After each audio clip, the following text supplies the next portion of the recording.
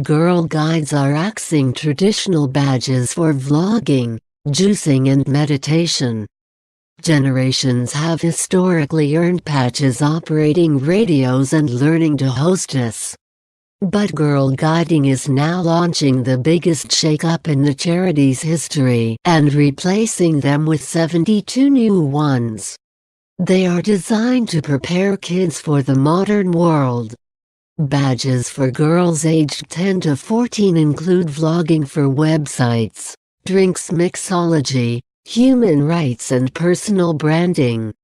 Brownies 7 to 10-year-olds will be tasked with archaeology, aviation and mindfulness. And Rangers, 14 to 18-year-olds, could study for badges in women's rights, festival going and entrepreneurial skills. Traditional activities such as hostess are being ditched. But some old-school elements like event planning will remain in some form. More than 50,000 members were involved in testing new activities over 18 months. They will be fully rolled out by September 2019. Volunteer Jess Bond, who helped develop the program, said, "We want girls to feel equal." Warning: this article contains spoilers for The Handmaid's Tale Season 2. Season 2 of The Handmaid's Tale finished last week and fans are still reeling from that dramatic ending. Many were left frustrated when June, played by Elizabeth Moss, decided to stay in Gilead despite getting offered a viable escape. Coordinated by the Marthas and Commander Lawrence, Bradley Whitford, June and baby Holly/Nicole were guided through a series of meet-up points before arriving at a location where a van was to collect them and drive them over the border to Canada. In what seemed like wonderful luck, Emily Alexis Bledel was driven there by Commander Lawrence, and it looked like they were all going to escape together. But at the last moment, June handed the baby to Emily and closed the door on the van and stayed behind. This has understandably left fans angry, saddened and frustrated. After coming so close, and after so many attempted escapes, June finally had her chance, but why didn't she take it? Will the Marthas take down Gilead? The short answer is because her other daughter Hannah Jordana Blake is still in Gilead and she couldn't leave without her. Before June handed the baby over to Emily, she tucked her photo of Hannah into the blankets. Earlier in the season, Commander Waterford Joseph Fiennes granted her a visit with Hannah, now named Agnes, in one of the show's most poignant scenes to date. Mother and daughter were briefly reunited and June promised her child she would be back for her. Will June save Hannah in Season 3? Despite wanting to see June finally escape, she made the right decision. Speaking about her character's decision, Elizabeth Moss said, "It was the only choice for me." She told THR, "There's really a couple answers to this, and they are equally important. Hannah is the first one. It's as simple as that. She cannot leave her daughter there. She doesn't know if she can get back and if she leaves." The Handmaid's Tale Season 3, Episode 1 release date. What can she do from the outside? She doesn't know. But here's what she does know. She just discovered that there's a legitimate and strong underground network of Marthas working for the resistance. The finale also saw Serena Joy Waterford, Yvonne Strahovski, rebel against the government by reading from the Bible and protest against Gilead's laws prohibiting women from learning to read or write. Will Serena Joy and Fred Waterford return for Season 3? She lost a finger for it, but her act of rebellion hints at the beginnings of change and dissent among the wives of Gilead, which could work to June's advantage. Moss added, She doesn't want to leave Hannah, but when she sees Emily and the commander, she realizes she can get her baby Holly out and stay to try to do the same for Hannah.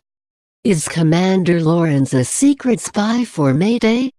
And she doesn't have a lot of time to make that decision.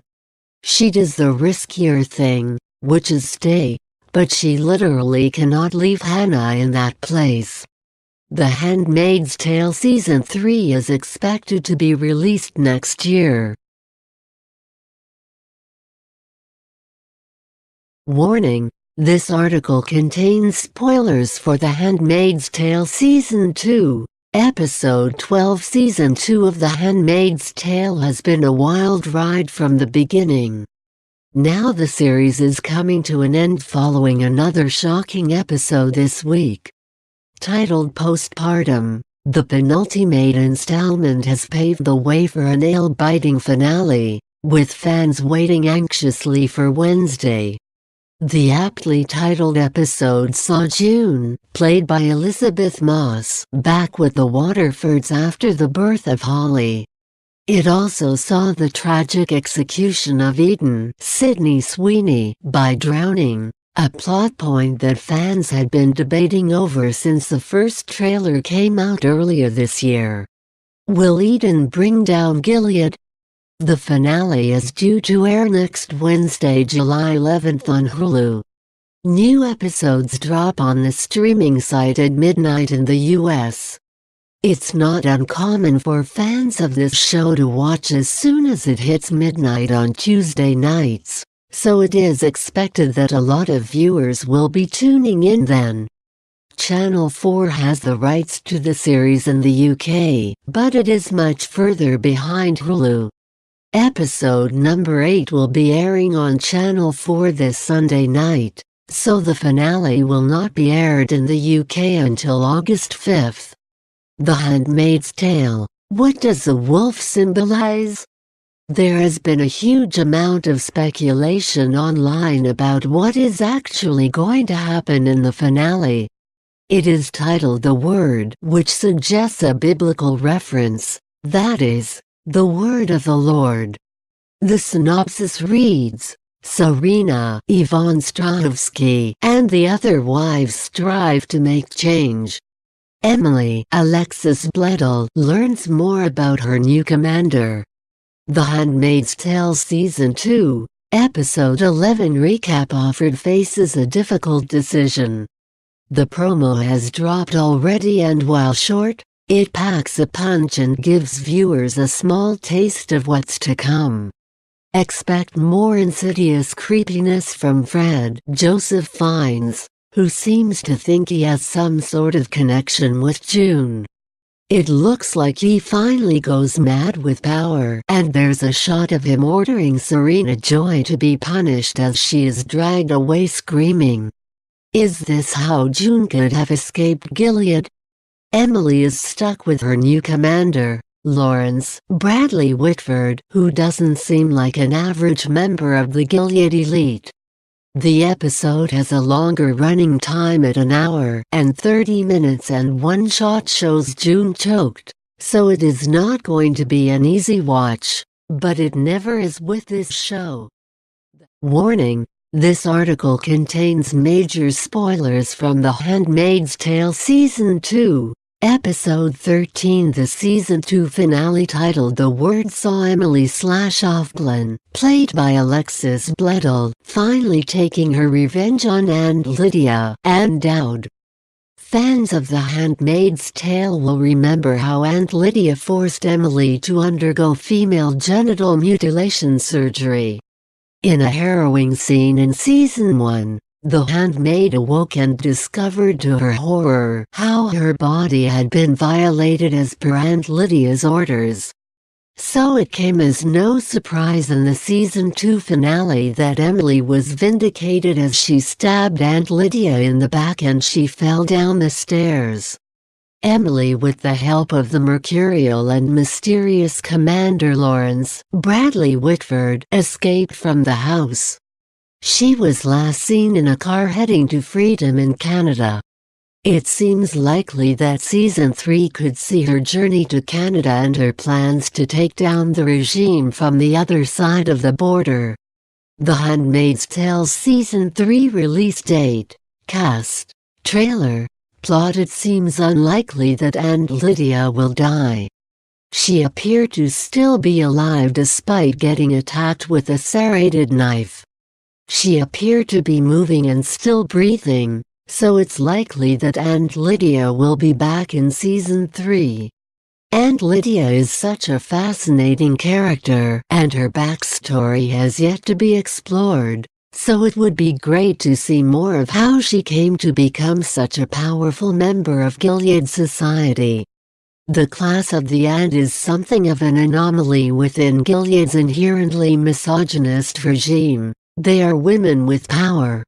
How to watch The Handmaid's Tale Season 2 finale. Despite not being a wife to a commander, the Aunts wield a certain amount of authority, and Lydia's journey is another piece of the puzzle to solving the formation of Gilead. Previously speaking about her character, actress Dowd told ABC News, "I was very curious about Lydia. Showrunner Bruce Miller had said she was a teacher. That clicked for me. I love teaching." She continued, "What seemed clear is that she does love these girls and is devoted to them. As troubled as she is and as flawed as her take on love is." Reflecting on Aunt Lydia's past, Dowd explained, "I think she went to those early meetings in the basement when Gilead was taking shape." How many episodes are in The Handmaid's Tale Season 2? She added, "Aunt Lydia probably said, 'Listen, just count me in. I know how to teach. Give me those handmaids. I'll get it straightened out in a very short period of time.'" Her words hint that Lydia's past is ripe for plundering, and there is definitely scope in the future for this. Dowd's brutal and complex performance as Aunt Lydia earned her an Emmy Award in 2017. The Handmaid's Tale airs on Channel 4 on Sundays at 9 p.m.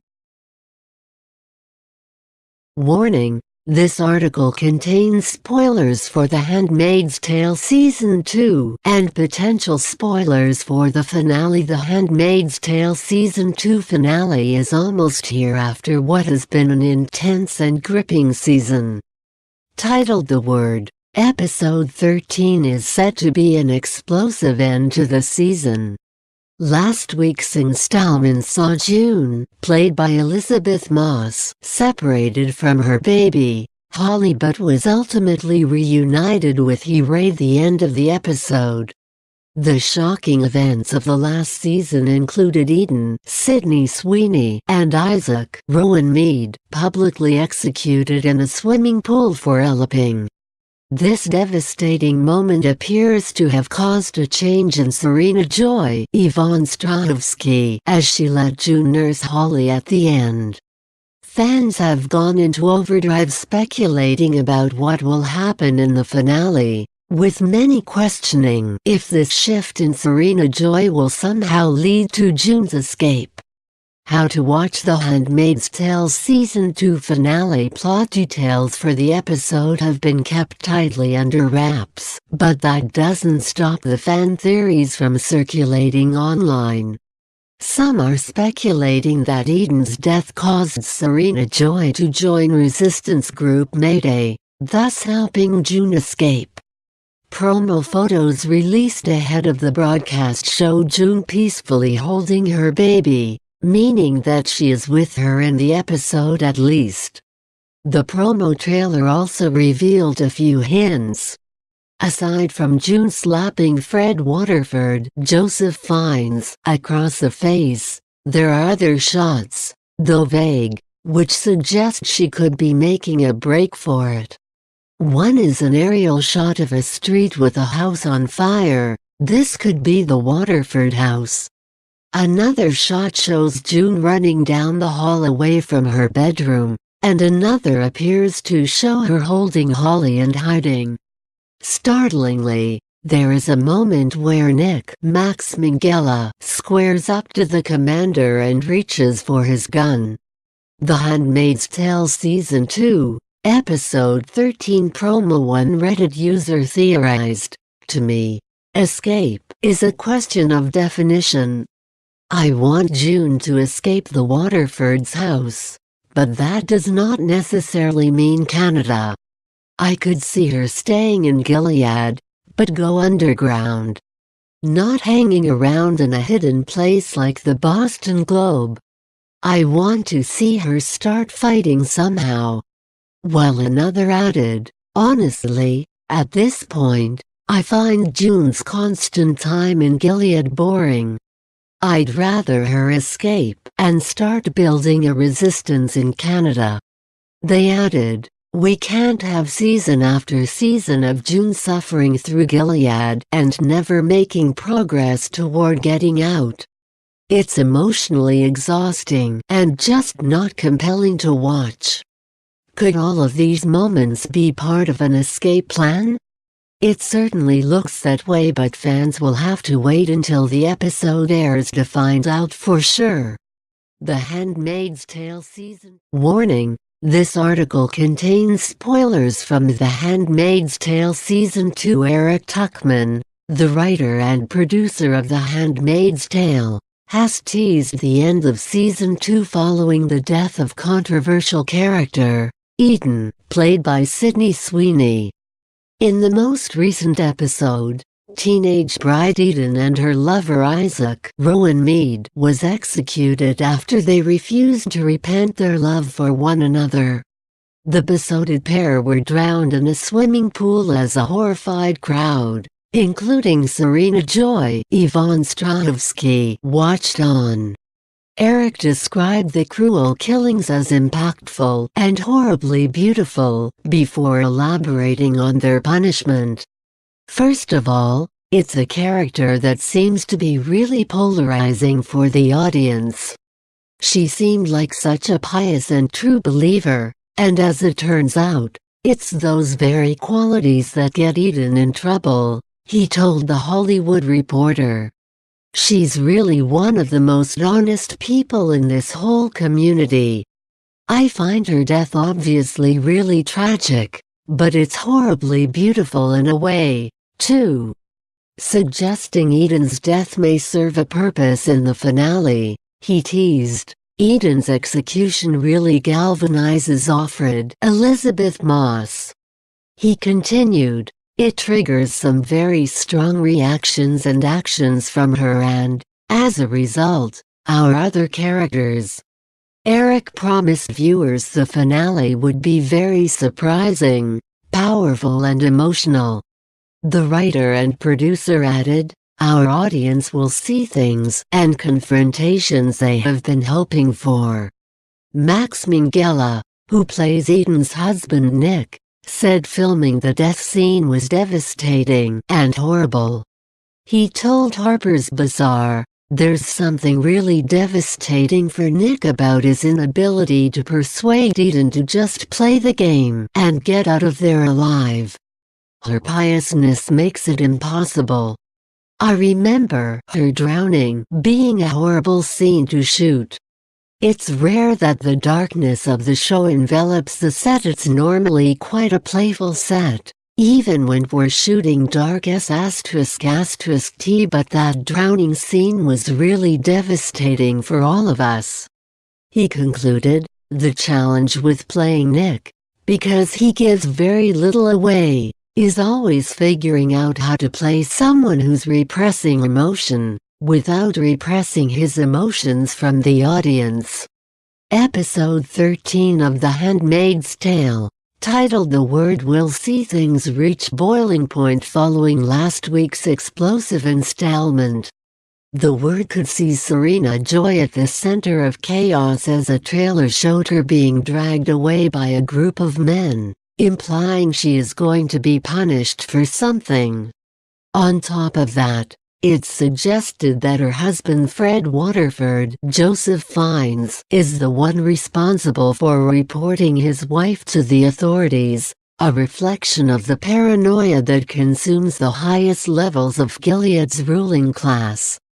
The Handmaid's Tale Season 2 airs on Channel 4 on Sundays at 9 p.m. in the UK and drops on Hulu on Wednesdays at the 12th episode of the second series of The Handmaid's Tale Sonics, played by Max Minghella, wife Eden, Sydney Sweeney, elope with her lover.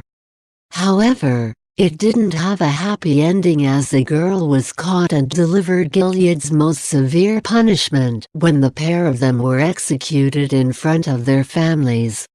Offered Elizabeth Moss also bore witness to the horrific event, but it's one of the scenes that followed it that has captured viewers' imaginations.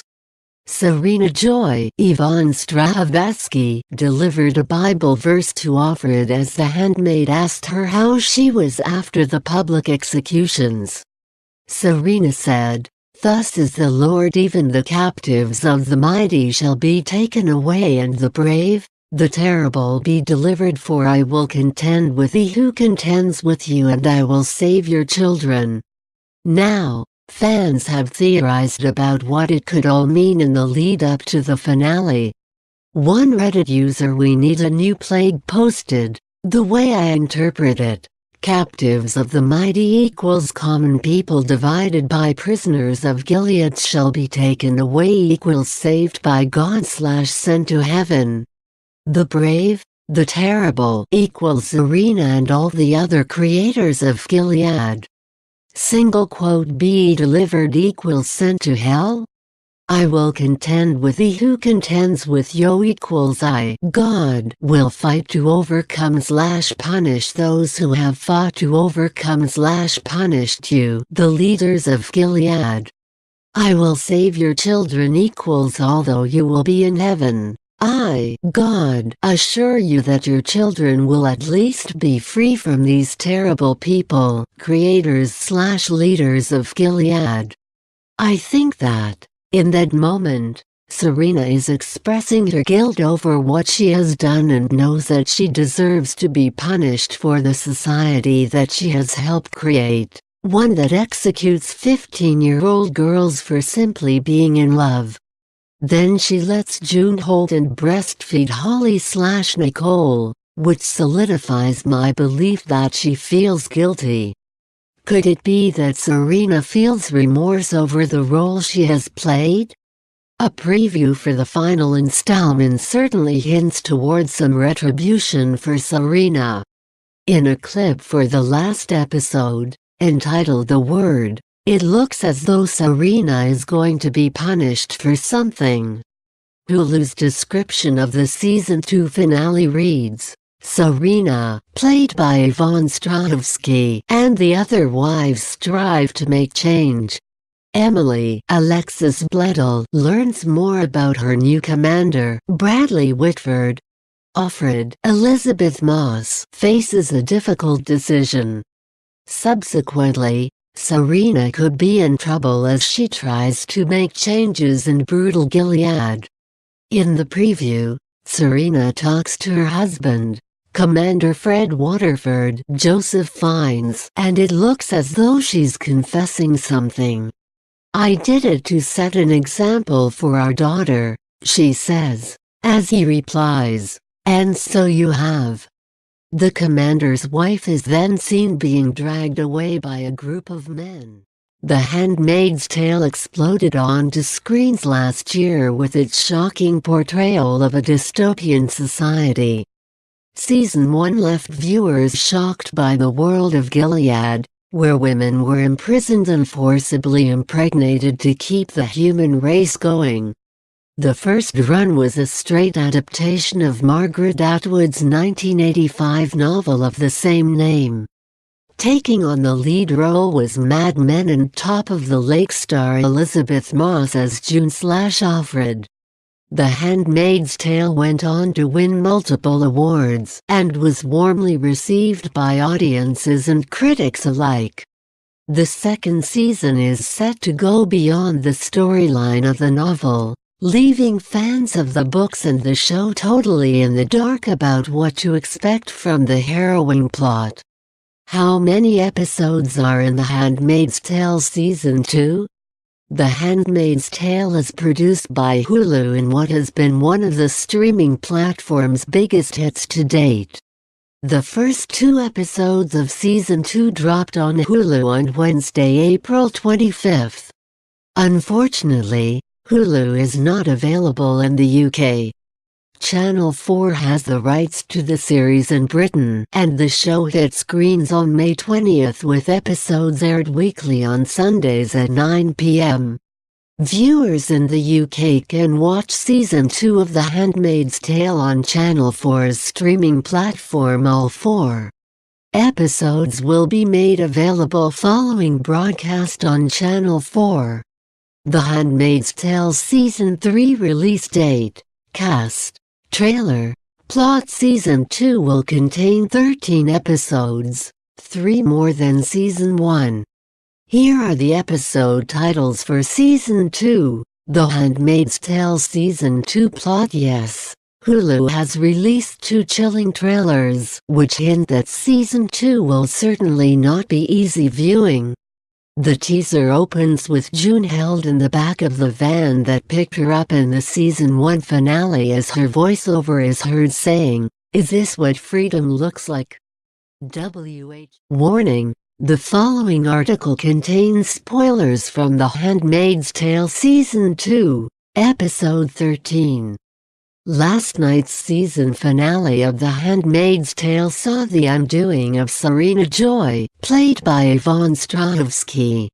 After she protested against her husband Fred Waterford, Joseph Fiennes, Serena was promptly arrested and sent away from her baby and her home. But while Serena's fate in Season 3 is currently up in the air, Rita actress Amanda Brugel wants to know more about her character's progression. Earlier on in the season, TV host and media mogul Oprah Winfrey made a cameo when her voice was heard over the radio by June Elizabeth Moss.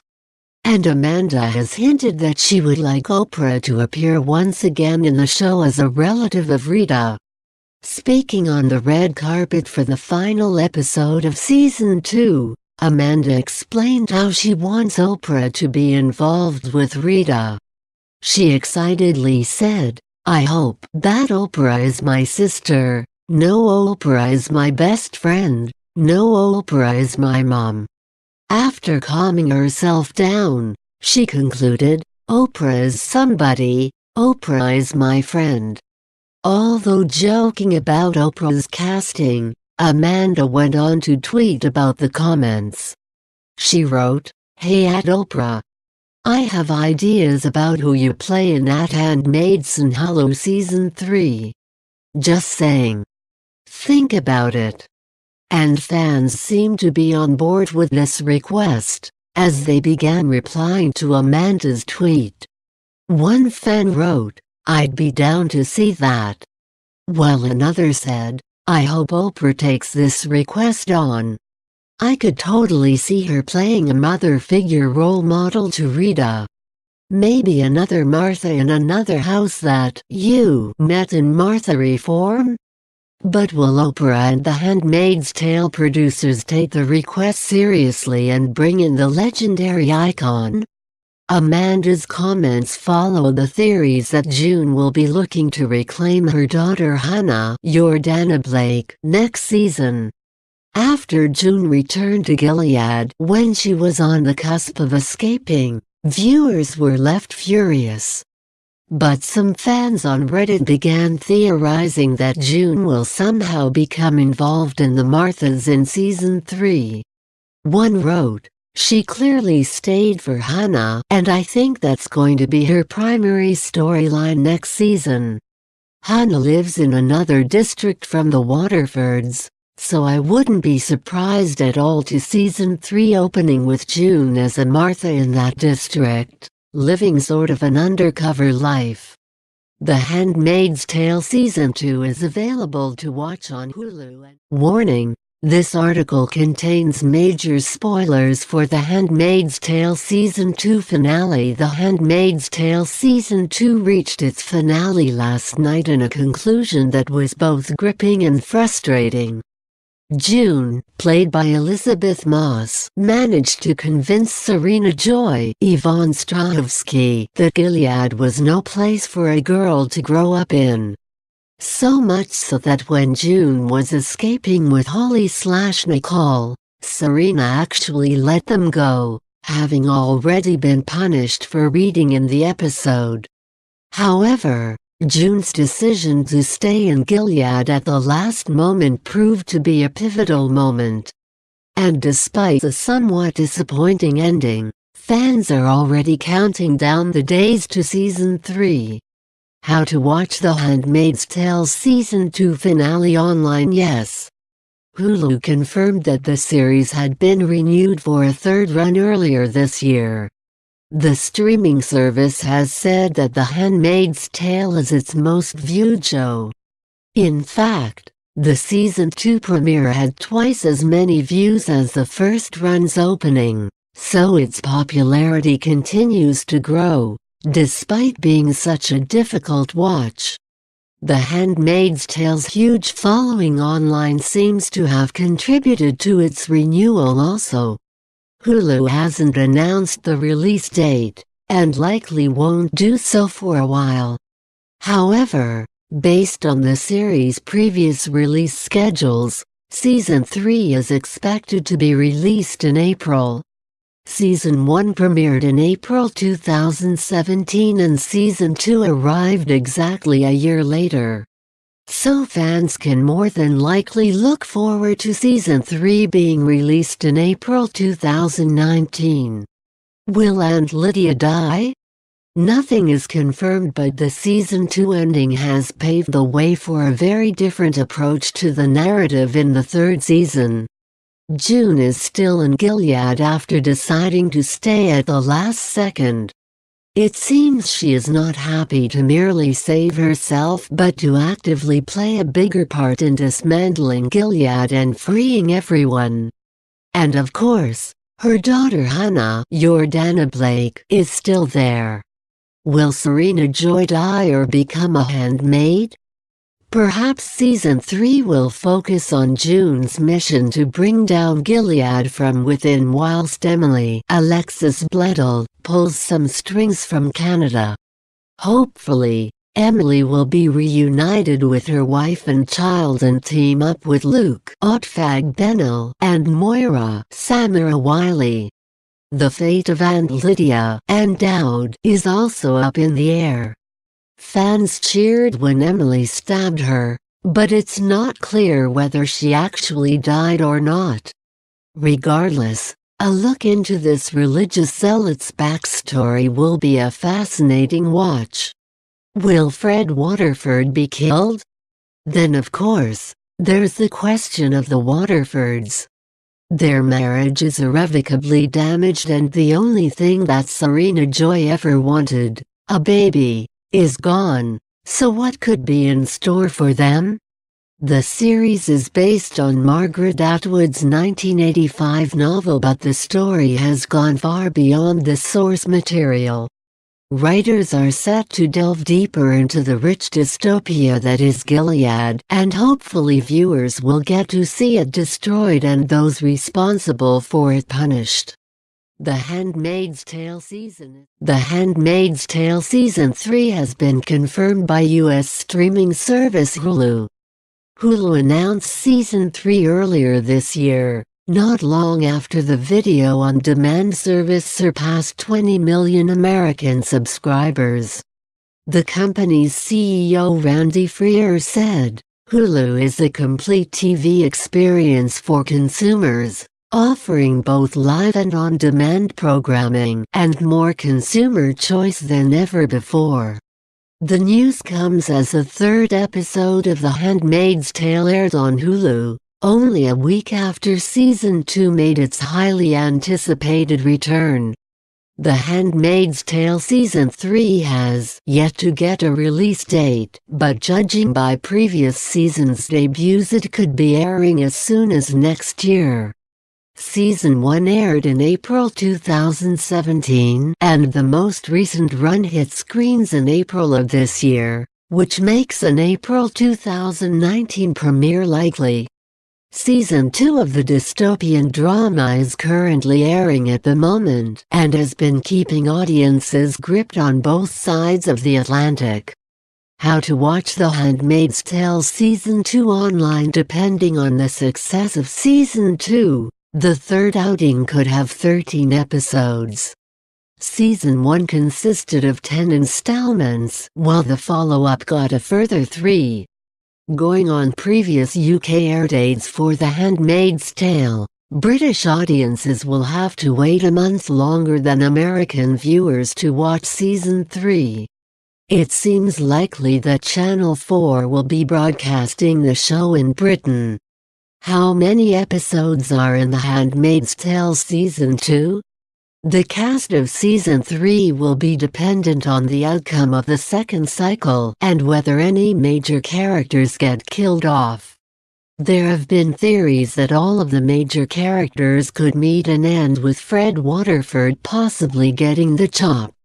His wife Serena Joy could also be killed or even turned into a handmaid following a possible indiscretion. One of the producers on The Handmaid's Tale has even suggested that there will be a controversial death in the Season 2 finale, which will affect who is going to be in the cast. However, it looks like the main cast will be back again, with Elizabeth Moss reprising her role as Rebel handmaid Offred/June. Also likely to be back in the frame is Joseph Fiennes as Commander Fred Waterford, a high-ranking member of the ruling regime Gilead. Joining them will be Yvonne Strahovski as the commander's wife Serena Joy Waterford. However, Season 3 could also see Offred moving to a new family now that she's given birth to a child for the Waterfords. Alexis Bledel as Offglyn/Emily is potentially likely to be returning depending on her story arc. Meanwhile, Samira Wiley will probably return for a third run as June's best friend Moira/Ruby. Other characters who could be playing a part in Season 3 are Ot Fagbenal as Lucas Luke Bankall, Max Minghella as Nick Blaine, Cherry Jones as Holly Maddox, and Bradley Whitford as Commander Joseph Lawrence. Most recently, a wolf was seen in the show with much symbolism surrounding it. The wolf could make a return in the third run if the writer wants to continue with this theme. The Handmaid's Tale Season 2 cast. Season 1 was pretty much a straight adaptation of Margaret Atwood's haunting dystopian novel of the same name. However, now that the source material has run out, Season 2 is branching out into new territory. The plot of Season 3 will be entirely dependent on how the current cycle concludes. One thing seems certain though: the revolt against Gilead is starting to gain momentum. Warning: this article contains major spoilers for The Handmaid's Tale Season 2 finale. Eden star Sydney Sweeney has lifted the lid on what will haunt the next season, and it will all go back to the terrible events of the second season of The Handmaid's Tale. Eden was forced to marry Nick, played by Max Minghella, and was prepared to be a dutiful wife until he showed her little affection. She subsequently eloped with Isaac Rowan Mead, and the consequences were dire. Both Eden and Isaac were sentenced to death after they caught while running away and were publicly drowned. Sydney has now spilled that the death of her character would definitely resonate in the third season. Serena, now being a mother, watched a little girl be killed off because of love, she revealed to BuzzFeed News. June, just knowing what kind of world they live in today and that her daughters are in it, What happened to Eden is definitely going to resonate through Gilead in the next season. The effects of Eden's death were already beginning to be felt in the final episode of the second installment. Serena was seen trying to galvanize support for a movement to allow women to read. She rebelled against the government by reading from the Bible in protest of the laws that forbade women from reading. However, Serena paid the price as she lost a finger for her show of resilience. In fact, it looked as though Serena could be headed for a full character turnaround as she even assisted June Elizabeth Moss in the end. She helped June take her baby Nicole/Holly away from Gilead as she knew how unbearably cruel the society was to women. However, what she doesn't know is that June decided to stay in Gilead instead of escaping because of her other daughter, Hannah Jordan Blake, was left behind. June gave the infant to Emily Alexis Bledel as she went to live a new life in Canada. But what will happen in Season 3? While the TV series has already moved past the source novel by Margaret Atwood, showrunner Bruce Miller has divulged it will always be influenced by the text. He told The Hollywood Reporter, "I roughed it out to about 10 seasons when I was first working on it. I see a world beyond the current one. I would watch an episode about the Nuremberg trials after Gilead falls. There are lots of worlds you think of. But my arc is still very much the arc of the novel, which is the arc of this one woman's experience in Gilead at this time, and her recollections that paint this picture of what it was like and what the experience of this world was like, which really is still the book." The Handmaid's Tale Season 3 is... Warning: this article contains major spoilers for The Handmaid's Tale Season 2. June, played by Elizabeth Moss, had the chance to flee to Canada with her baby Holly/Nicole at the end of Series 2 of The Handmaid's Tale. However, in the end she decided to stay in Gilead because her other daughter Hannah Jordana Blake would have been left behind. She handed the infant over to Emily Alexis Bledel, but her decision has raised a few questions. One viewer has pointed out that June should have told Emily about her husband Luke O.T. Fagbinal and Moira Samara Wiley, who also escaped to Canada. They tweeted, "One thing that keeps bothering me is that June didn't say anything to Emily like 'Go find my husband Luke and my friend Moira' or 'I'm trying to get Hannah.' Now Emily is literally alone with a little baby and has no clue what's going on. The Handmaid's Tale." However, another fan jumped in to speculate on how it will all unfold in the next season. They replied, "I think Emily knows about Luke. If not, someone will find the photo of Hannah tucked in the baby's blanket. The U.S. Embassy will provide an update on the escape. Luke or Moira will see the photo there or on TV. That will bring them all together. The Handmaid's Tale. So will Emily be able to find Luke and Moira?"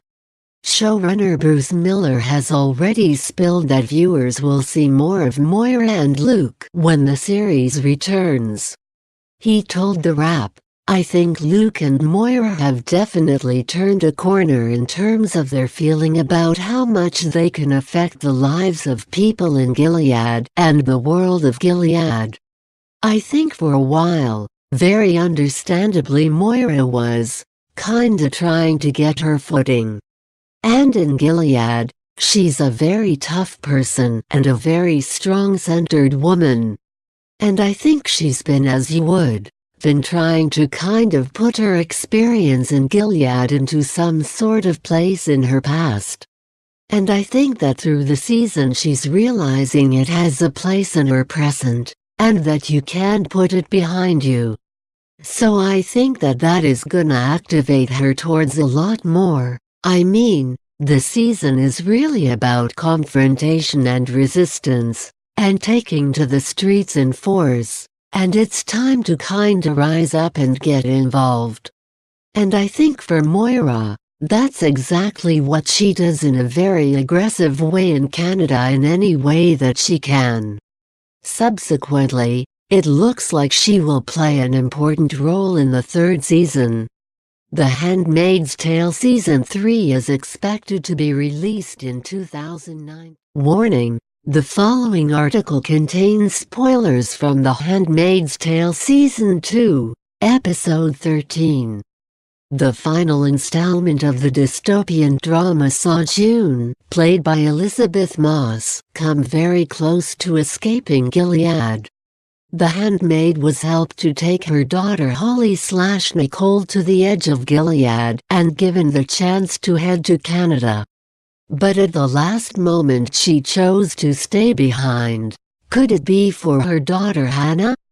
June wasn't the only character who was given a chance to leave Gilead. Her friend Offglen/Emily, Alexis Bledel, was taken by Commander Lawrence, Bruce Miller, to meet her. June decided to hand Emily her baby so that they could make their way into Canada as she turned back. But while Emily may have left Gilead behind, that doesn't mean fans have seen the last of Commander Lawrence, Bradley Whitford. Showrunner Bruce Miller confirmed Commander Lawrence would be returning. He assured fans that there was much to the character that met the eye. "Yes, Bradley is coming back for Season 3, he told The Wrap. "He was exactly the kind of character we wanted to start building in Season 2, and we were hoping his schedule would work out so he could come back for Season 3. I think we're gonna learn a ton about him. I think the fact that he's, our Oppenheimer character, the man who designed an atomic bomb and then saw what it could do. I mean, he's a designer of Gilead and now he is seeing what it can do." Bruce went on to add, "So he is a mass of contradictions and dangers. So you never know what's he willing to do, what he's not willing to do. He's been protecting himself for a very long time, and his adventure to keep himself alive certainly is not always an adventure that's meant to keep the people around him alive. But now that June crossed paths with him, she gonna cross paths with him a lot more in Season 3. The Handmaid's Tale Season 2 is available to... Warning: the following article contains spoilers from The Handmaid's Tale Season 2, Episode 13. The Handmaid's Tale came to a naturally dramatic end as the second season saw June, played by Elizabeth Moss, almost escape Gilead. Nick, Max Minghella, and Rita, Amanda Brugel, tried to help June, but she ultimately decided to stay in for her daughter Hannah. However, in the third season, Nick could face repercussions for his actions. Viewers will remember Eden's, Sydney Sweeney, horrendous punishment for trying to elope with her lover Isaac, Rowan Mead. The pair of them were murdered in a public execution as a result of daring to defy the Gilead system. So could the same tragic ending happen for Nick? However, it may be that Nick's fate might not be quite so dire. Some fans think there could be a light at the end of the tunnel for Nick due to his status, and have theorized on what's next for him. Redditor user Igril surname posted, "I actually think Nick will be alright. He's an I, so really, if comes down to his word versus Fred's, I think he has a decent chance of getting out of this relatively unscathed, other than losing his child and girlfriend. I think Nick could actually have something to do with the aforementioned downgrading of the Waterfords." A third installment of the series has already been confirmed as it came after Hulu surpassed 20 million American subscribers. The streaming site announced in a tweet, "We are thrilled to announce today that our Emmy and Golden Globe award-winning original series The Handmaid's Tale will be returning for a third season. However, it isn't yet definitely known what will happen in the third run." Showrunner Bruce Miller previously divulged to The Hollywood Reporter that there was potential for 200 years of Gilead history to be covered. He said, "The book starts, then jumps 200 years with an academic discussion at the end of it, about what's happened in those intervening 200 years. It's maybe handled in an outline, but it's still there in Margaret's novel. We're not going beyond the novel. We're just covering territory she covered quickly, a bit more slowly. So viewers will just have to wait and see what happens." The Handmaid's Tale Season 2 is available to watch on Hulu and Channel 4. A Colorado road opened up on Tuesday afternoon, easily swallowing a car with room to spare. Video shows the horrific moment a giant hole opened up on Oxford Avenue in Sheridan, and a car drove straight into it. The driver of the car, an unidentified woman, was able to jump out of the vehicle before it fell into the sinkhole, after feeling something was not right with the road, police told 9 News. Ty Adams, who filmed the incident, said she cried then laughed at her bizarre circumstances. In 2015, a sinkhole opened up just yards from Tuesday's chasm, swallowing a police car whole, with an officer inside. Sergeant Greg Miller said he had to climb out the window of his totaled car, onto the roof and then get himself out of the sinkhole. Police say Tuesday's sinkhole burst open after a heavy thunderstorm impacted a pipe below the pavement, which then collapsed. Parts of southern Denver were drenched with 2 inches of rain in just 30 minutes during the day. The National Weather Service issued multiple warnings for thunderstorms and flash floods on Tuesday. The storms are expected to carry on through the week. Sheridan police said on Twitter the road is closed from south. You still might not have got round to embracing the cleavage-enhancing upside-down bikini, and yet there's already a new trend on the block. The Peekaboo bikini has taken Instagram by storm, and celebs everywhere are rocking it. From Katie McDermott to Amber Turner, celebs, especially in the reality world, are loving the flesh-flashing swimwear design. Katie recently uploaded a snap of herself to Instagram wearing a polka dot bikini from La Sala.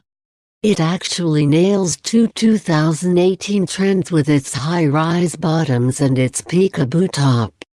The good news is you can snap it up still and it's in the sale. And it's not just Katie and Amber who have shared snaps of them working the super sexy trend. Lauren Pope has been showing off her bod in a recent snap wearing a similar style bikini too. Her two-piece boasts a pretty print and a cool buckle front fastening, and its cutout will ensure you show off plenty of underboob. Sadly, the fashion Bible bikini is now sold out. The trend is spreading far and wide across the celeb world, with A-listers getting involved too. British Hollywood actress Lily Collins has given the cutout style a go, spotted in Ischia, Italy wearing a plain black style. If you're hoping to get on board the style train, why not shop some similar peekaboo alternatives below? While the trend is pretty cheeky, it's no racier than the popular Brazilian G-string style or the unsubtle monokini. Plus, it looks like most could pull it off. Just make sure you snap up a well-fitted design to ensure nip slips don't occur.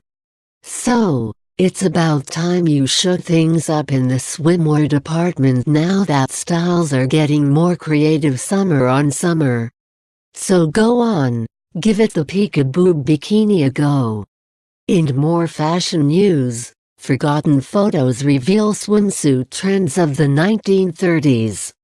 And it's a far cry from Love Island. Nasty Gal is selling a 7. Theresa May sparked uproar yesterday after her bombshell post-Brexit plans promised visa-free travel for talented EU workers. The PM insisted Brussels' hated free movement rules would come to an end. But details buried in the document revealed the UK would allow tourists, students and business staff to come visa-free on a temporary basis. Sources admitted this could range from 6 months to as long as 3 years. Tory MPs claimed the document also paved the way for migrants to continue to claim generous and work benefits. Challenged in the Commons, new Brexit Secretary Dominic Raab was unable to say what system would be in place for nurses or other skilled and low-skilled workers. Migration Watch Chair Lord Green stormed, "This immigration chapter is in many respects close to what we suggested, but there are some weasel words. It's vital that the UK should not be drawn into a negotiation over numbers. Indeed, it is not enough to control the number of migrant workers from the EU. These numbers must be significantly reduced." Tory Eurosceptic Ian Duncan-Smith demanded to know why the government had dropped any mention of work permits, let alone visas. He told The Sun, "My fear is that the detail on immigration is being held back so we can negotiate controls away in a SOP to the European Union. That would be an unmitigated disaster." Key elements of Mrs May's proposals include: The Sun 5 years ago urged then PM David Cameron to win back powers to halt unlimited EU immigration, warning voters could otherwise vote to cut ties with Brussels. Figures 2 months ago revealed net migration in the year to September. Both Prince William and Kate have spoken about giving their children a normal upbringing. And apparently when it comes to the younger members of the royal family, the Queen has similar views too. Speaking in a previous interview, Prince William revealed that he and wife Kate want the children, George, Charlotte and Louis, to have as normal an upbringing as possible. This includes telling George about his future responsibilities when the time is right. There'll be a time and a place to bring George up and understand how he fits in the world, Will explained. Now, it seems Her Majesty has the same opinion when it comes to keeping the royal children out of the limelight. Princess Diana's former bodyguard, Ken Wharf, has told People, the Queen doesn't like too much, too early. Her belief is that they are children and should stay out of the limelight. George will know exactly who he is, and William and Kate will want to make sure that his moment of entering royal glory is kept away as long as possible. Prince George will start his 2nd year at Thomas Battersea this year. The 5-year-old started at the £17,600 a year school last September, and both Kate and Will do the school run as often as they can. According to the Daily Mail's Rebecca English, one parent reportedly said, "No one really gives Kate a second glance when she does the school drop-off. We have a Victoria's Secret model doing the school run, too, and the dads are far more interested in her." Kate is even said to have done the school run only hours after giving birth to Prince Louis earlier this year. Earlier this week, We told you how to look like Victoria Beckham, who wows in head-to-toe white during the summer heatwave. We told you about Meghan Markle's BFF sparking debate over whether it's the Queen made a secret outfit change at the RAF centenary celebrations, and every woman will be able to relate. She doesn't carry cash, and mainly uses her handbag to send secret signals to her aides, so we've long suspected her Mize tote is a little empty. But now it appears she's carrying a secret weapon in her bag, a spare pair of flat shoes. The Queen arrived at Westminster Abbey wearing a bright blue and green outfit, which she matched with a pair of low black heels. But, by the time she arrived back at Buckingham Palace, she had slipped into her favorite pair of loafers. Given that both pairs of shoes are black, you'd be forgiven for not spotting the sneaky change, although the gold buckle on her favorite horsebit flattees gives the game away. The Queen clearly wanted to give her feet a rest, and we can totally relate. She also gets one of her aides, who's nicknamed Cinders, to break her shoes in before she wears them, so she doesn't get blisters. Makes you wish we could all be royalty, really. In more royal news, these are 11 surprising things you never knew about the Queen. From her favorite nail polish to the country she has never visited. And Meghan Markle is often seen in towering heels, including this week when she walked on the grassy pitch of Dublin's Croke Park in stilettos. But it turns out that there is a vital reason that she steers clear of flats, even when they would seem to be a more practical choice. The former Suits actress, 36, has a 7-inch height difference with Prince Harry, so opts for heels to avoid looking unbalanced with him. Meghan stands at 5 feet 6 in, whereas her royal husband is 6 feet 1 in, so her choice of heels is a tactical one. Celebrity photographer Glenn Grattan revealed to female couples with a big height difference look slightly unbalanced in pictures, and often the smaller of the two ends up looking even smaller and is constantly looking up at their partner. Rod Stewart and his wife Penny have a large gap, but this is minimized by Rod wearing Cuban heels and Penny not wearing super high heels.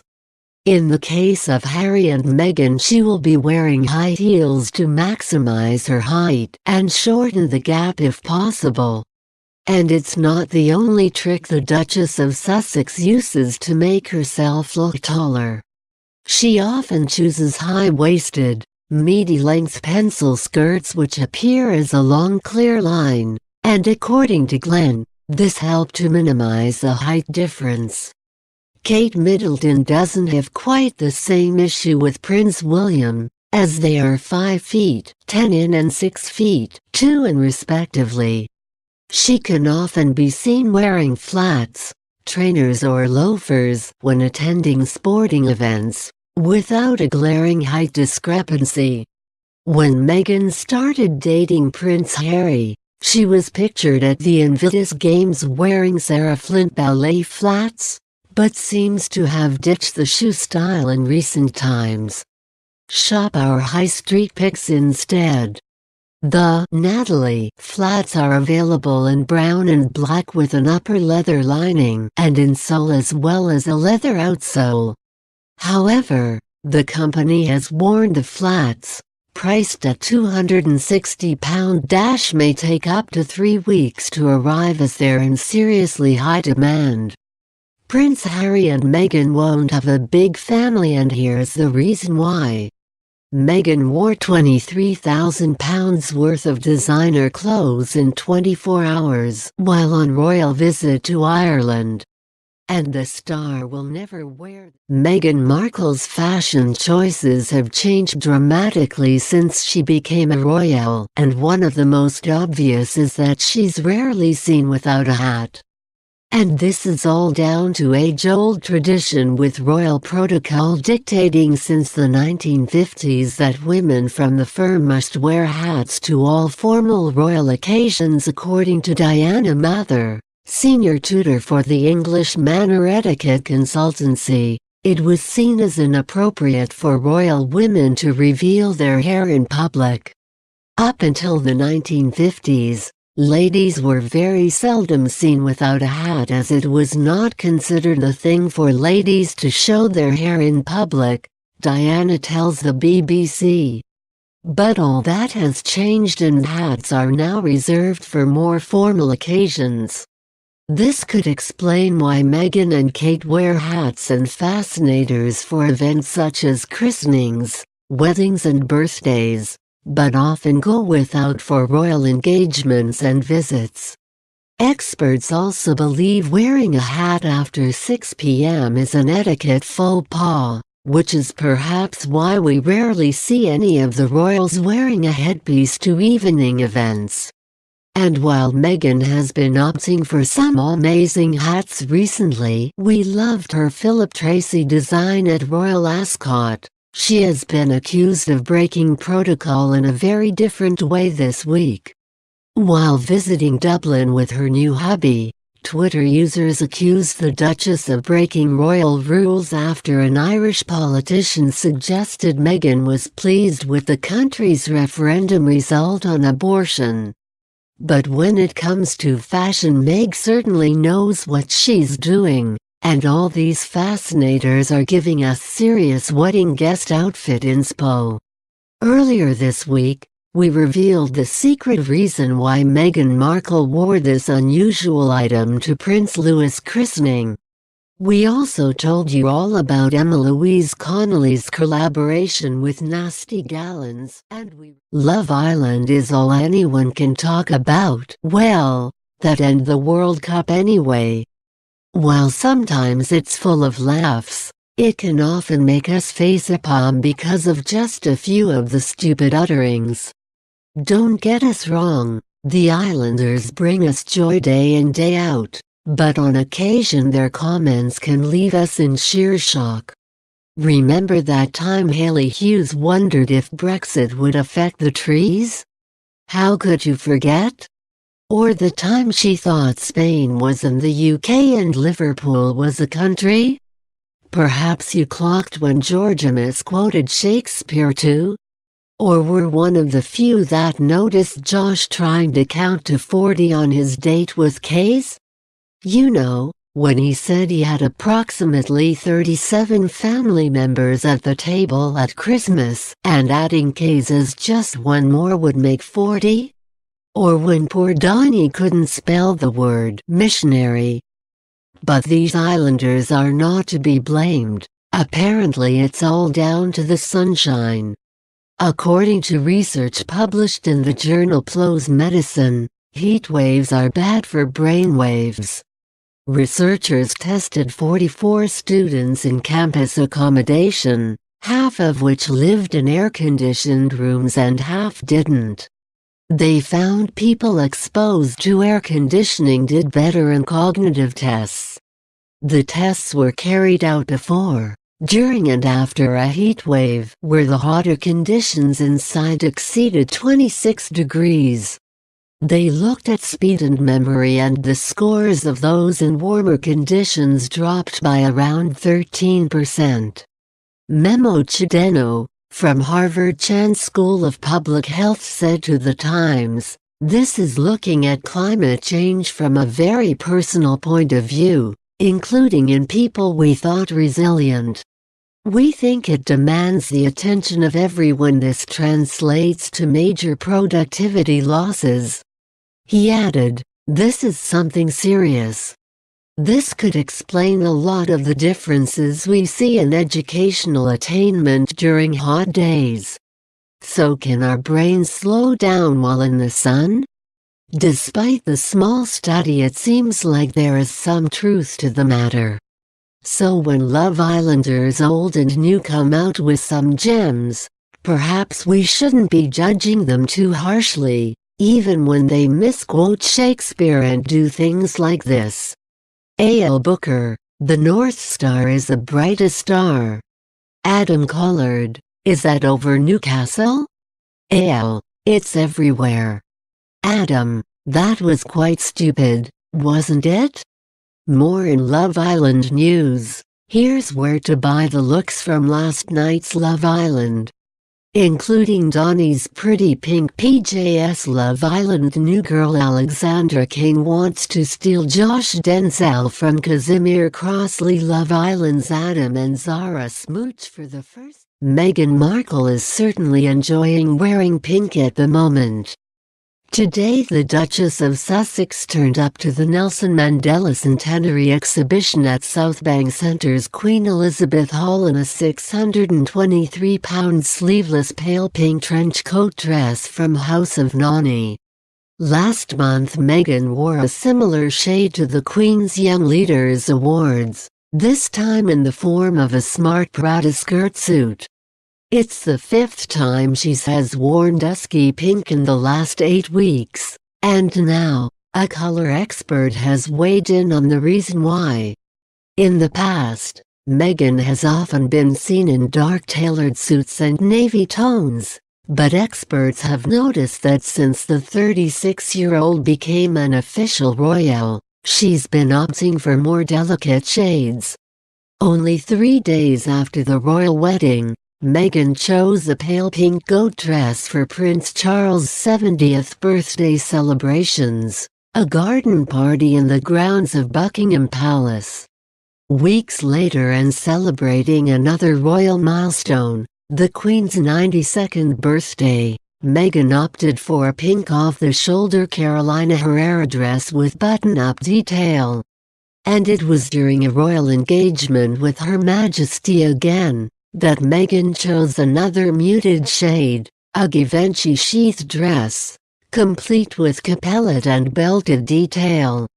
Color psychology practitioner Karen Haller believes the soft shade is having a calming effect on the Duchess of Sussex, revealing the delicate shade of pink could be physically soothing during high-pressure events. The number of high-profile engagements Meghan has had since officially becoming a member of the royal family would no doubt be quite nerve-wracking, Karen told the Mail Online. As the softer end of the pink spectrum is physically soothing, it's the perfect antidote to calming those nerves and easing the pulse rate. Karen also points to Meghan's feelings for her new husband, Prince Harry, explaining soft pinks often communicate love. She's subconsciously communicating through color that she's clearly in love, explained Karen. Soft pinks communicate the nurturing, compassionate, caring side of love. I'm not at all surprised she is feeling this way given the body language between her and Prince Harry, and she is reflecting this in picking the softer pinks. Last week, fashion expert Lucas Armitage suggested another potential reason why Meghan is opting for soft shades. I feel this is a clever styling tactic as it will always work with the Queen's look.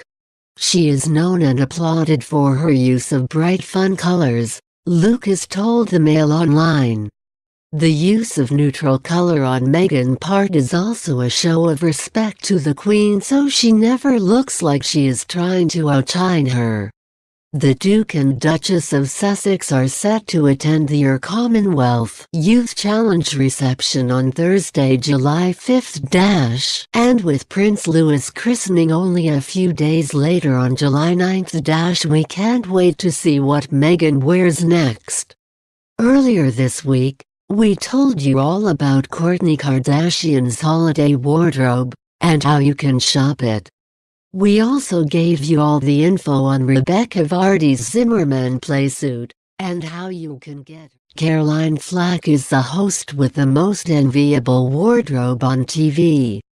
And the Love Island star, 38, has been using her lust-worthy clobber to send viewers secret signals her stylist Nisha Gruel has revealed. Nisha, who works with Girls Aloud, RuPaul Dark's Eleanor Tomlinson and Game of Thrones Rose Leslie has been sneaking love-related symbols into her stylish outfits. "I'm constantly trying to sneak in a heart or a love element into Caroline's clothes," Nisha told Fabulous Online. Her striped promo outfit shoes were from June. They had "Love" written along the sides. She also wore a diamond-encrusted "Loved" charm necklace from Lola Rose with a pink Zimmerman dress on one of the after-sun shows, and it sold out. Caroline has also rocked black heart-shaped accessorized sunglasses, pastel pink Christian Louboutin heels and a bright red waist belt, all of which are in keeping with the Love theme. Nisha, 36, from St. Albans, added, "I like to align her outfits with the location she's filming at, so if it's a recoupling in the villa, it's always bright and summery.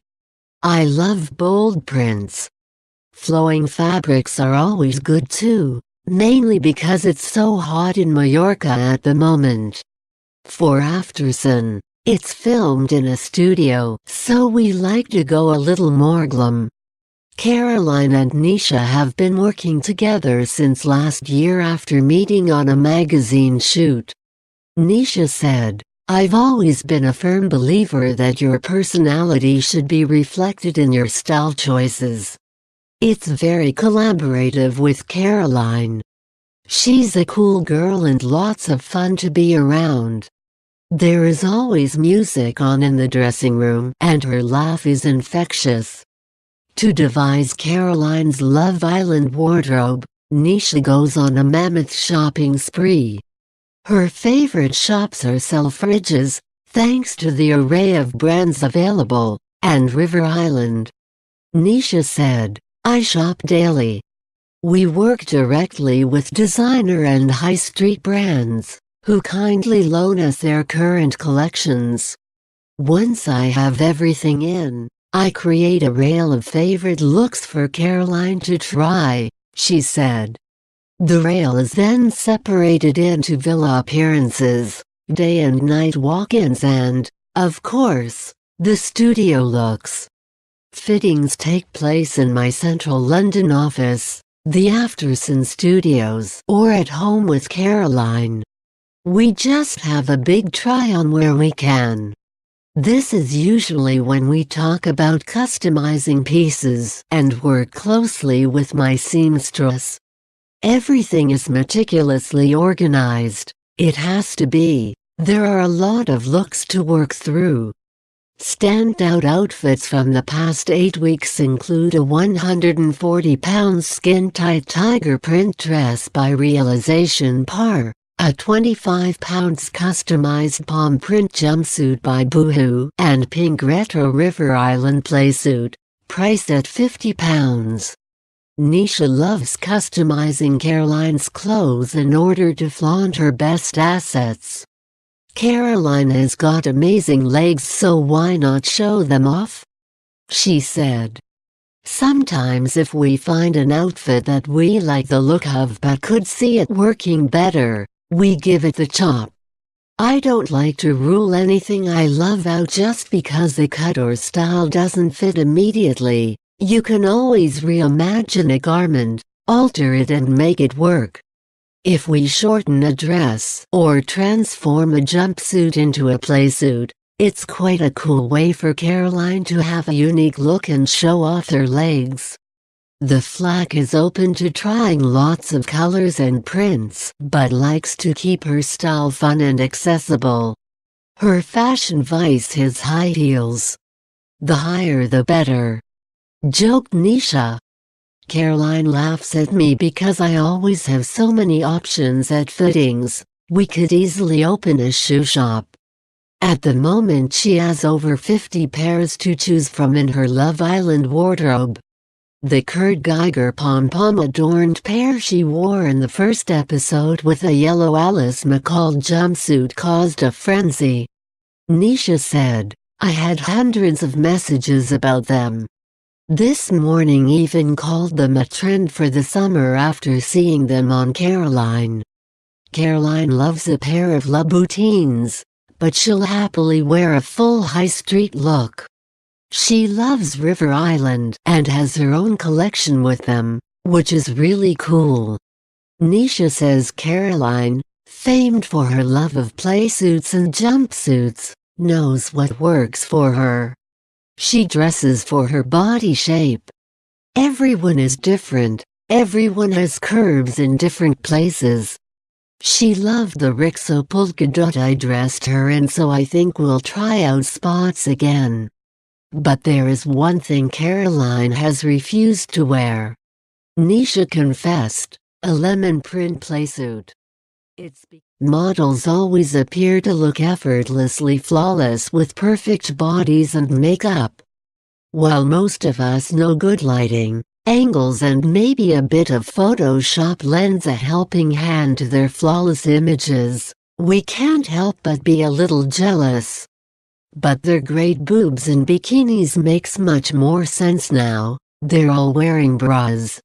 No matter what size, they all seem to have perfectly supported, pert boobs with heaps of cleavage going on in a simple string bikini. With gravity doing its thing, we were sure something was amiss. And it turns out they've got a helping hand from some padding and underwiring, with the bra sneakily photoshopped out later. The revelation was made by behind-the-scenes workers on shoots, who spilled the beans. It seems the likes of the Victoria's Secret models can't defy gravity either. An anonymous photoshopper previously spoke to Refinery 29, and said, they put a push-up bra under the bathing suit. And we retouch out the bra. A lot of staffers would complain because they even did it with strapless stuff. When you're wearing a strapless bikini, in no way, shape, or form can you have cleavage. It's physically impossible with the way gravity works. People have shared their shock and suspicions on Twitter. This person said, "You never forget where you were when you learned the swimsuit models are wearing bras they airbrush out of the pictures." One person wrote, "They don't have magic boobs that don't sag or look squished flat. They're wearing bras." Another reasoned, Kate Upton's big naturals are not somehow held aloft by two thin strips of fabric. She is a human being. While a third was stunned, saying, "You mean to tell me they just wearing bras? And the bras get photoshopped out? I've been believing they had magic boobs this whole time?" This is the lowdown on Melania's yellow dress. And can you tell the difference between these 25-pound pair of shoes which look just like Miu Miu's 360-pound version? And Miss A new self-driving car service is hitting the streets of Frisco, Texas this week. But, unlike its competitors, many of whom are working to blend in, it seems Drive.ai is doing just about everything it can to stand out. The firm rolled out a fleet of bright orange cars today, each of which is adorned with a blue and white banner that says self-driving vehicle and 4 external LED screens to let pedestrians know what it's doing at any given moment.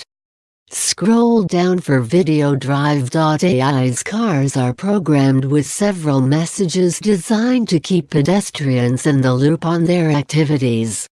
This includes waiting, crossing, going, and entering/exiting, according to The Verge. It will also display human driver when it's operating in manual mode, as opposed to driving autonomously. Each of these messages also displays a simple moving graphic illustrating what the screen says, such as a person crossing the street. The firm launched its pilot program today after completing 1 million simulated miles along with real-world tests, and says it's planning for rides in the vehicles to be remarkably uneventful. Leading up to the official launch, the firm has been giving rides from fixed pickup and drop-off locations within a geofenced area of the city. It's even conducted fully autonomous tests, meaning no driver behind the wheel.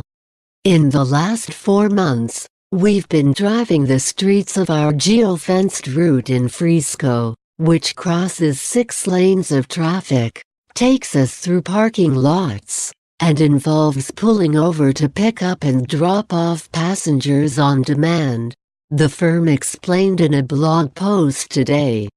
We've been focused on creating a great user experience for those who will be handling and experiencing these rides, and have been working with the city to educate the community and hear what people have to see.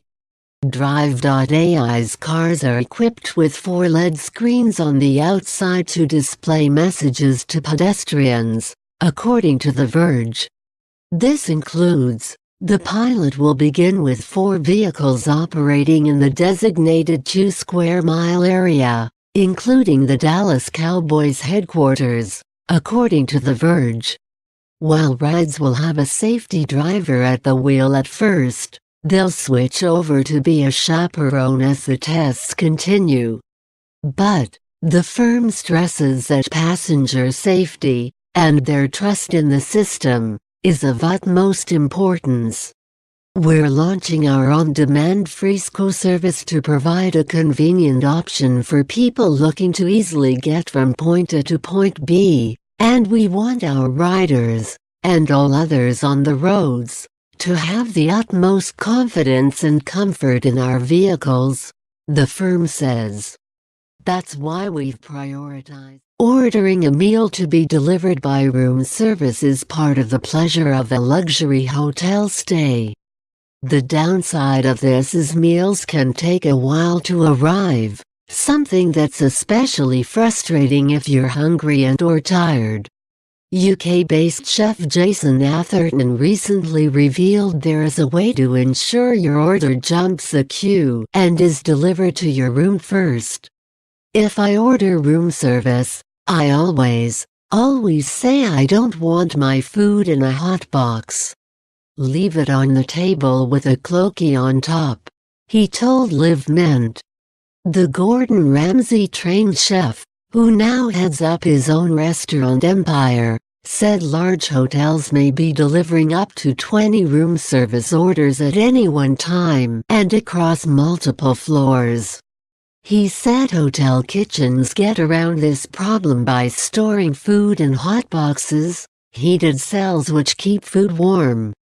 Jason said any food in a hot box such as pasta or steak will stew and go soggy, or worse dry out, so to avoid this happening request food be delivered to your table and ask that it be covered with a cloaky, a stainless steel food covering. They will bring your food first because it can't be left to sit around and get cold, he said. If you are keen on getting the most out of your hotel stay, and let's face it, who isn't, there are a few hacks worth having up your sleeve. Skyscanner Australia recently revealed some of the tricks of the trade of the hotel world in a bid to help tourists enjoy free goodies, upgrades and a little extra luxury during their stay. From why you should always ask for more to how to score a nicer room without paying for an upgrade, here, female reveals 7 of the best hotel tips and tricks. 1.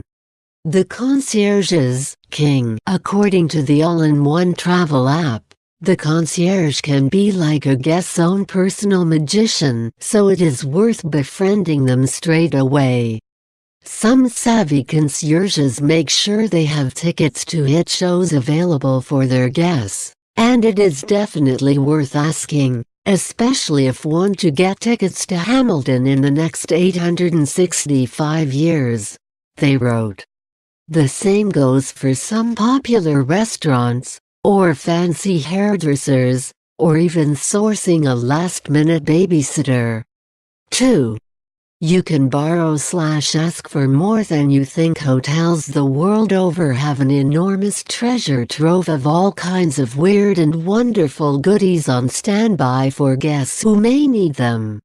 According to the site, these caches include things like umbrellas, hair straighteners, tweezers, lint rollers, razors, bow ties, yoga mats, cufflinks, adapters and phone chargers.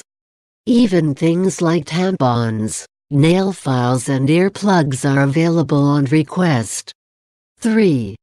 Use the spa pool after checkout if guests have a 10 a.m. checkout but don't fly until 10 p.m. Most hotel spas will allow them to use the spa pool and facilities for the day.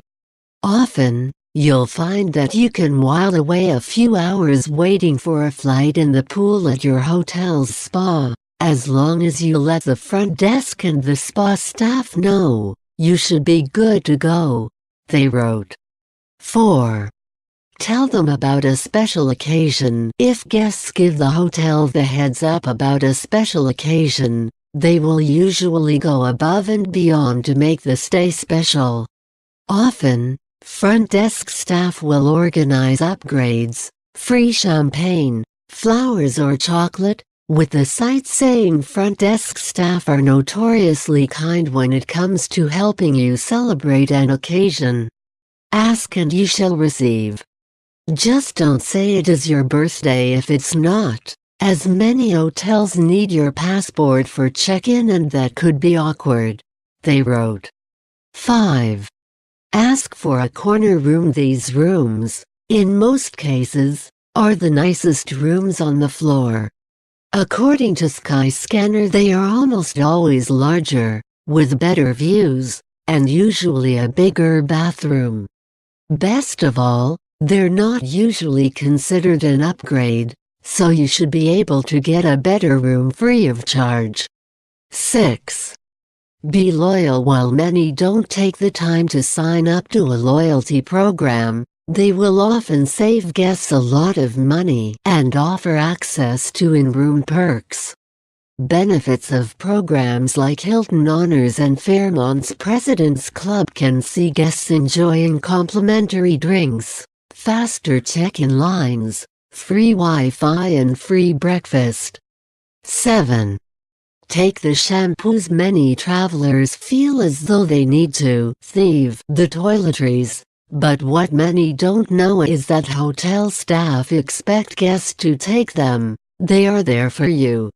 You can also take the slippers and swan around your house with your kingdom. Nothing touches the soul quite like a sunset, and we all know it. 286 million images of sunsets were uploaded to Instagram last year worldwide. But some places lend themselves to orange hues better than others, and it seems that nothing can top a Californian sunset, according to a new study. More sunsets were snapped there and posted to Instagram last year than anywhere else on the planet, 5.7 million in total. In the No. 2 spot is Sicily, with 1.7 million posts, and third is Bali, with 1.4 million posts. The research, by Spa Seekers, revealed the top 10 most Instagrammed sunset spots. After Bali comes Paris, with 1.3 million sunset photos, then Sydney with 1.3 million, and Greater London in 6th place with 1.2 million posts. The rest of the top 10 is made up of Moscow 1.2 million, Mumbai 1.07 million, Phuket, Thailand 1.05 million, and Ibiza 1.01 million. 10. Ibiza, Spain -1.01 million posts. 9. Phuket, Thailand -1.05 million posts. 8. Mumbai, India -1.07 million posts. 7. Moscow, Russia -1.2 million posts. 6. Greater London, UK -1.2 million posts 5. Sydney, Australia -1.3 million posts 4. Paris, France -1.3 million photos 3. Bali, Indonesia -1.4 million posts 2. Sicily, Italy -1.7 million posts 1. California, USA -5.7 million posts source. SPA Seekers. Accompanying the research is an interactive guide that reveals where the sun sets every hour across the world, to help travelers time their snaps to perfection. It also showcases stunning sunset pictures from 24 countries for inspiration. Jason Goldberg, director at spaseekers.com, says, "Take a second to pause. Breathe in these shades of..." Sienna Lee stunned The Voice Kids viewers earlier this evening after initially being very apprehensive about taking to the big ITV stage. However, she performed the pitch-perfect rendition of "I Know Where I've Been" from Hairspray, which was originally performed by Queen Latifah. The youngster was completely overjoyed to discover all three of The Voice Kids coaches turned their chairs in a bid to win Sienna Lee. But with Will.I.am, Pixie Lott, and Danny Jones all desperate to get her on their teams, how would they win over the teenager? Will, 43, who normally holds back, was forthcoming in his pitch against Danny, 32, and Pixie, 27. He explained, "You did amazing. I didn't hear one off note. It sounded like a record." The Black Eyed Peas frontman confessed he has to know how to take Sienna Lee to the top. Will added, "You could go with who turned first, or you could go with who turned second. If you pick me, I could help you improve, because I produce and really it's all about your relationship with your producer, which is what matters, getting you to that area, not about who's gonna give you run tricks." As he said run tricks, Will.I.am looked over at Pixie, who exclaimed her shock at the swipe. She took it in a good nature, however, adding to Sienna Lee, "That's true. But as well you have to think about who's going to win, and I will give you the song and help you. We could do some amazing things." After a little while mulling over the decision, Sienna Lee decided to go for Will.I.am. And meanwhile, viewers were completely overjoyed to see Sienna Lee go through, praising her for her talent. One wrote, "Sienna, believe girl, because that was a great audition." Another added, "Wow, this girl has got a beautiful voice. They've owed you kids something special." A third gushed, "Wow Sienna, what an amazing voice you have, bang on girl. You will be going on a long journey young lady, well done, amazing." A fourth suggested, "There's nothing at all stagey about Sienna, and she has that humbleness which makes her talent shine out." Meanwhile, Shani Lee won over judges left, right, and center. The 7-year-old country singer performed a cute performance, and it seems everyone was a fan of him. He eventually went to join Team Pixie, but not before dropping a big bombshell on the team. When the coaches were chatting to Shani Lee, it seems they made a revelation. The singer brought along his best friend, Bobby Brown, to the show. But it wasn't the American star, it was actually his Shetland pony. Will.I.am in particular couldn't stop laughing at the very thought of it all, and at the launch for The Voice Kids earlier this week, host Emma Willis thought it could have been a fix. The presenter admitted, "Wasn't he the cutest little thing?" Pixie added, "He's absolutely amazing." I'm just so happy because, as you know, we just hear the voice and we don't get any of the story or any of the character." Will went on to explain how it was crazy. He asked Shani Lee about horses, only to discover he brought his own with him. Emma laughed. "People will think it's fixed." But the stunt Black Eyed Peas front The Walking Dead fans were thrown into turmoil earlier this month when a spoiler emerged dictating Rick Grimes, played by Andrew Lincoln, would perish. Although just a rumor at this point, it is one that has been circulating for a while, following bosses confirming the beloved Alexandrian hero would die at some point, given that he is human. But will it come in Season 9?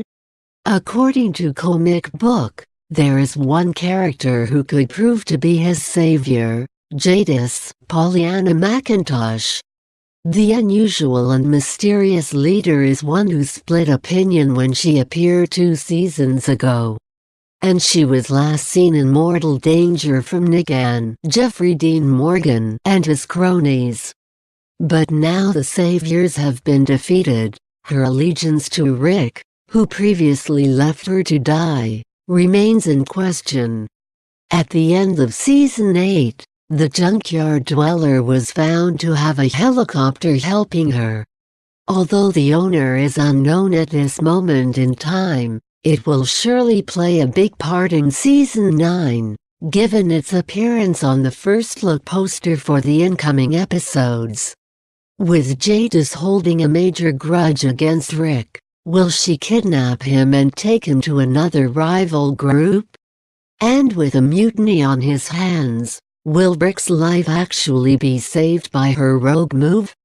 Or will she actually become a savior in her own rights and show Rick some more mercy than he showed her?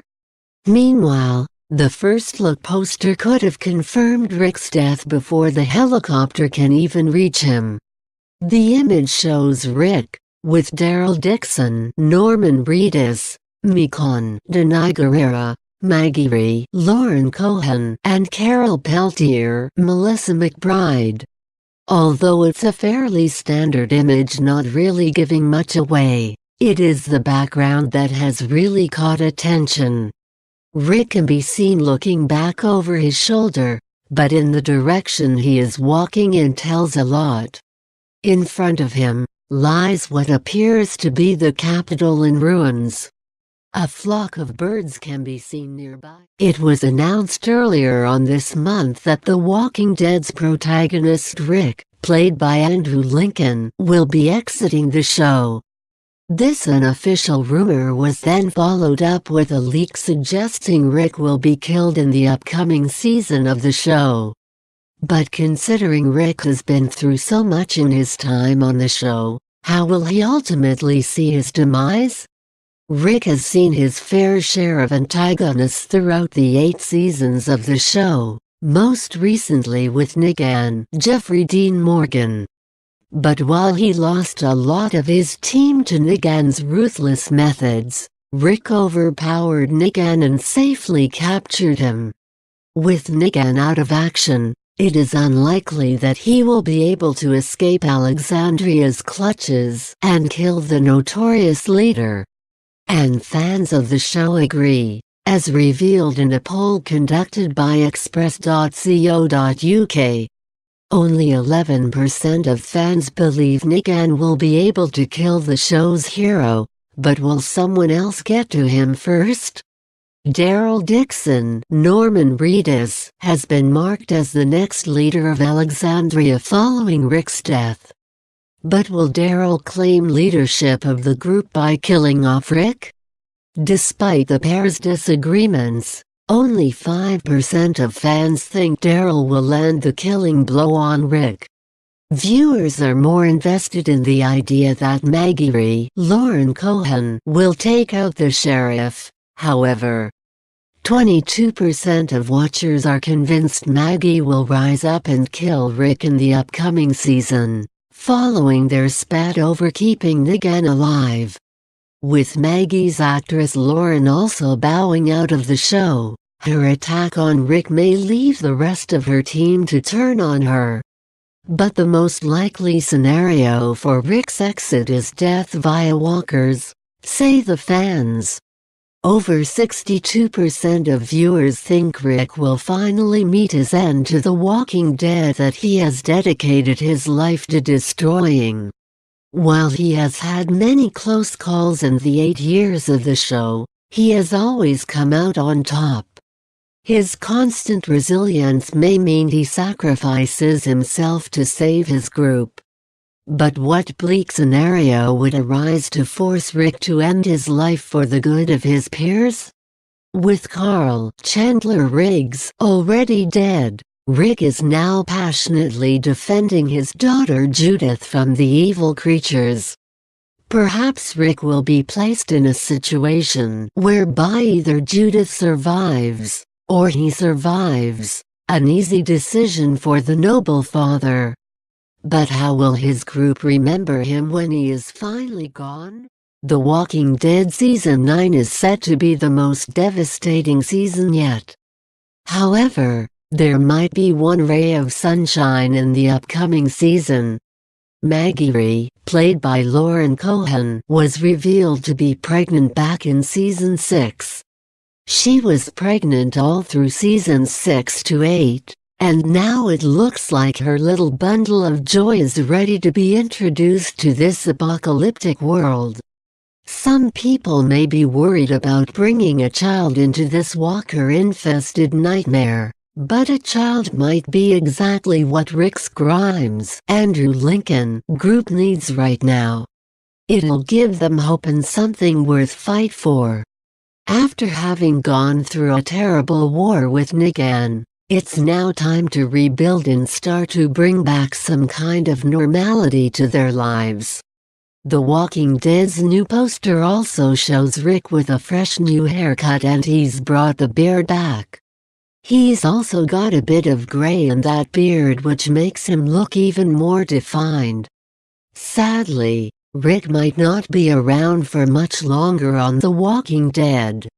It's been reported that he'll die in episode 5, which doesn't give fans that much time to prepare themselves for what undoubtedly be a very tearful goodbye. Lincoln's been playing Rick since the very first episode, which aired in 2010. While he started the series, it seems the showrunners are hoping to carry on without him. It looks like Norman Reedus' character Daryl Dixon will be taking over as the show's lead. Daryl will have to work especially hard to protect his group now that they'll have a newborn baby to look after. Maggie's distinct lack of a baby bump also suggests that some time has passed between seasons 8 and 9. It hasn't been confirmed how much time has passed exactly, yet it's logical to assume that over 6 months have passed since the end of the last season. In Season 8's finale, Maggie had much shorter hair than she does in this poster, which also supports the theory that there'll be a significant time jump in between seasons.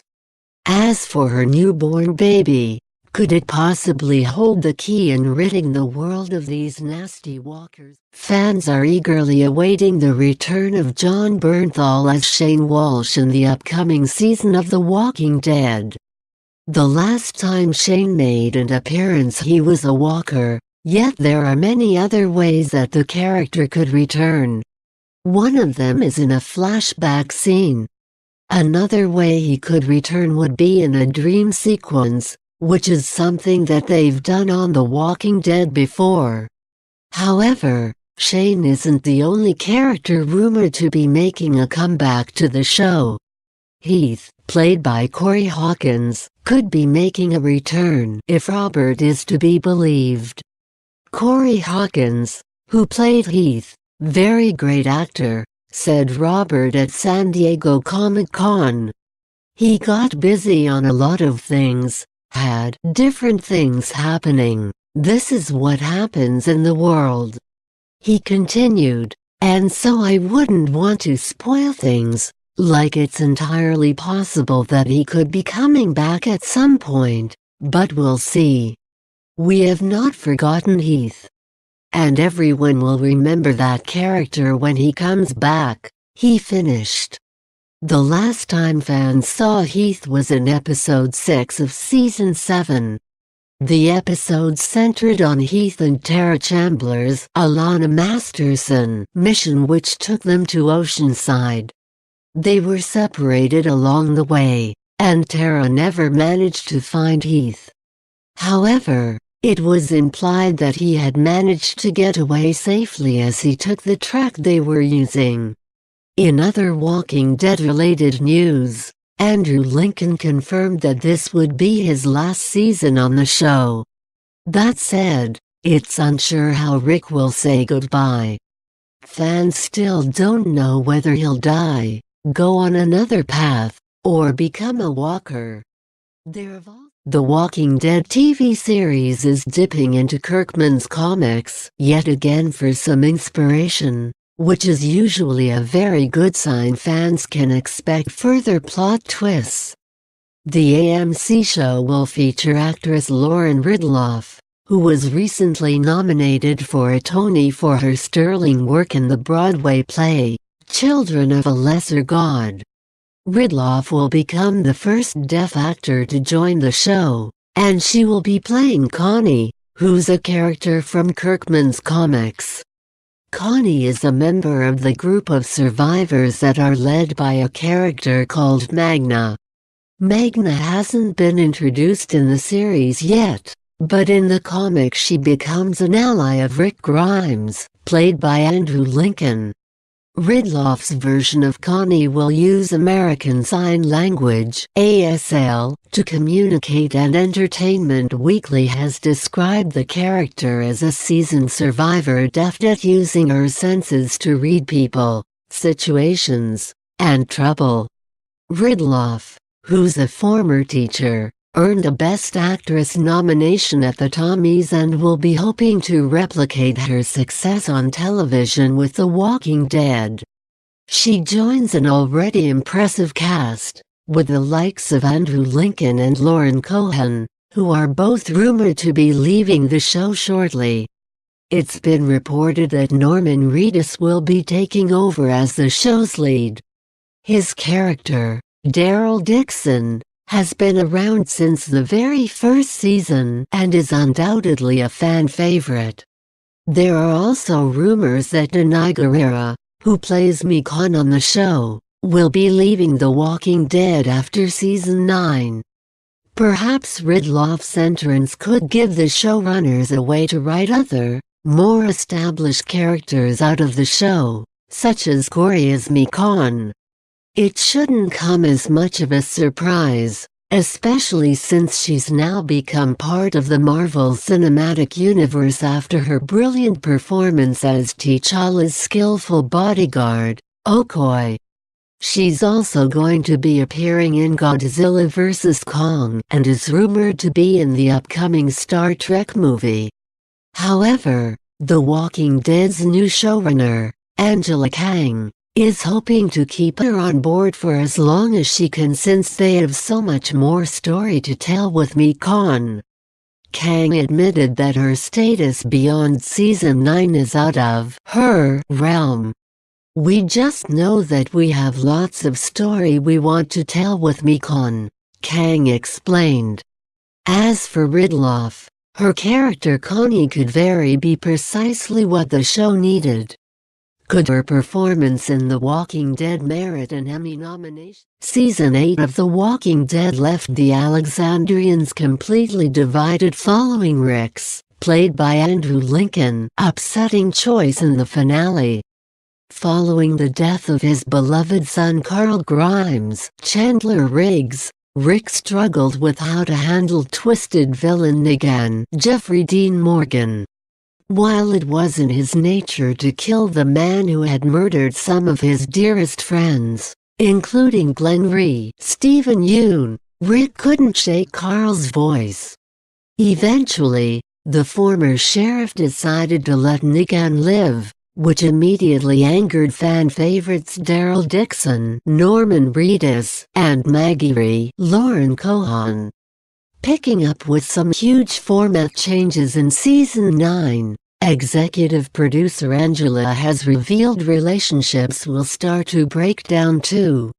Speaking to Entertainment Weekly, the boss shared, "We're really looking at the start of a new chapter of the show. We'll explore what happened as man-made objects and structures break down. Infrastructure like roads and bridges are changing and crumbling." The writer continued, "And we'll also explore what happens as resources are getting low. There's a fun Western vibe that has emerged." Angela went on to tease a return to basics for the characters, meaning they will have to fight even harder to live a normal life. "We're going into a period where a lot of the things that we've seen in previous seasons have broken down," she explained. "So they've got these horses and carriages that are being drawn around instead of cars. Things are lit with oil lamps. People are using different kinds of weaponry. There's a real grittiness to it that I think will be fun and fresh for the viewers," the boss added. "But what impact will all the change have on the group, particularly their leader?" Angela teased, "We'll see our group together working in unity in a lot of ways. But you'll also see some changes in the way that they deal with each other."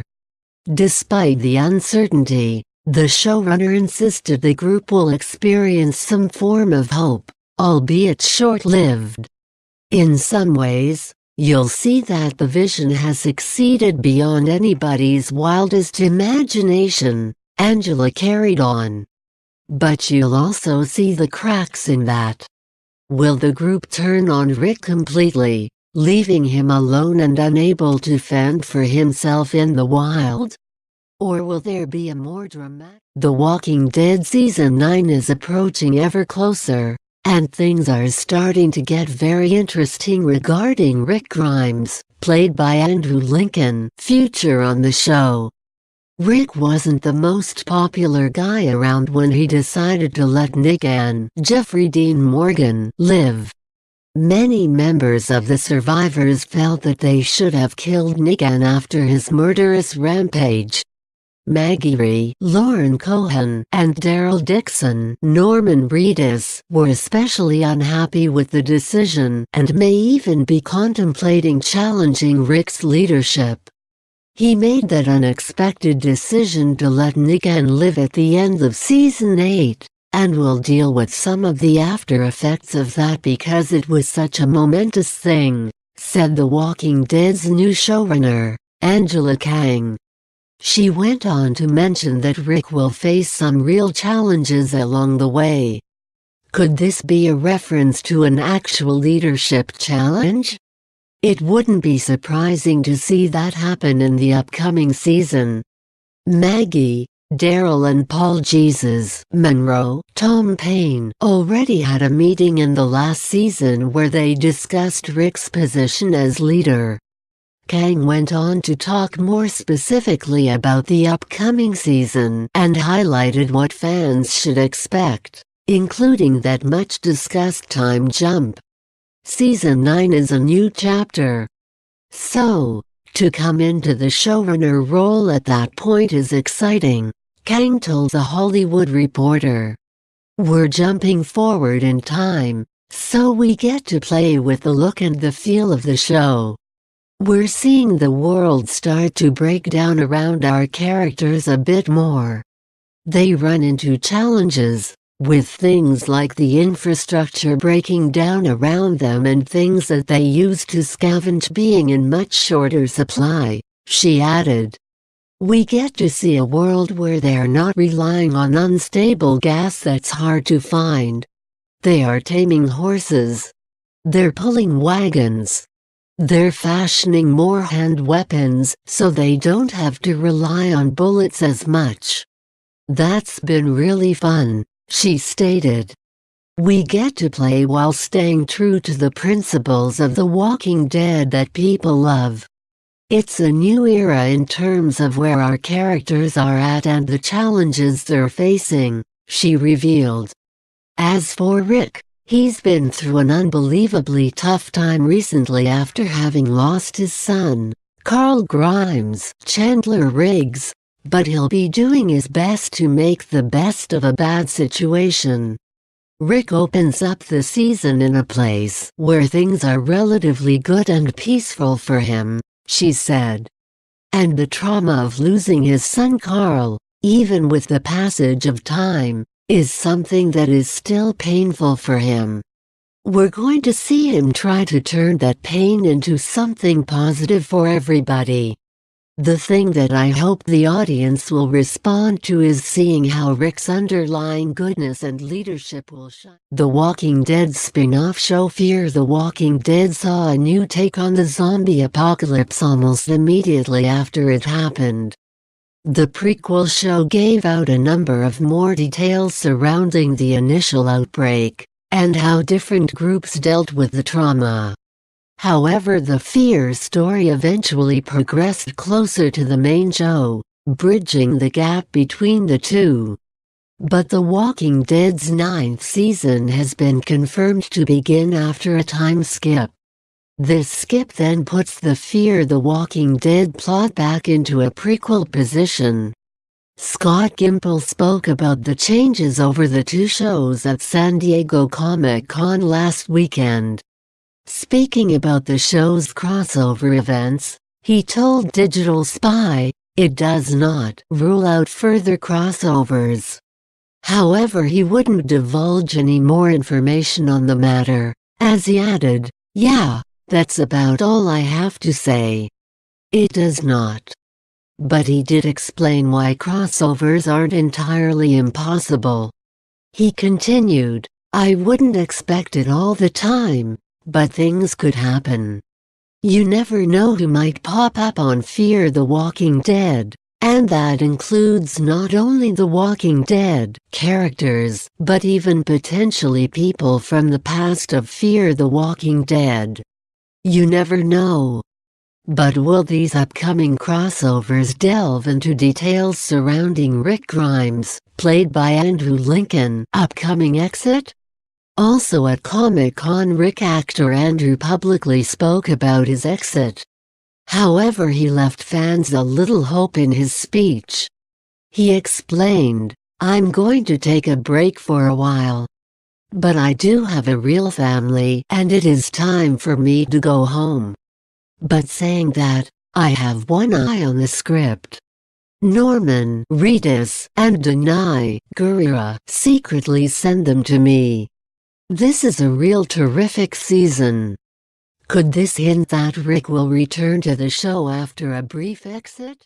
A private island, a tropical oceanfront escape and a secluded retreat offering views of gray whales are among the multi-million-pound homes battling it out to be crowned the world's best waterfront property.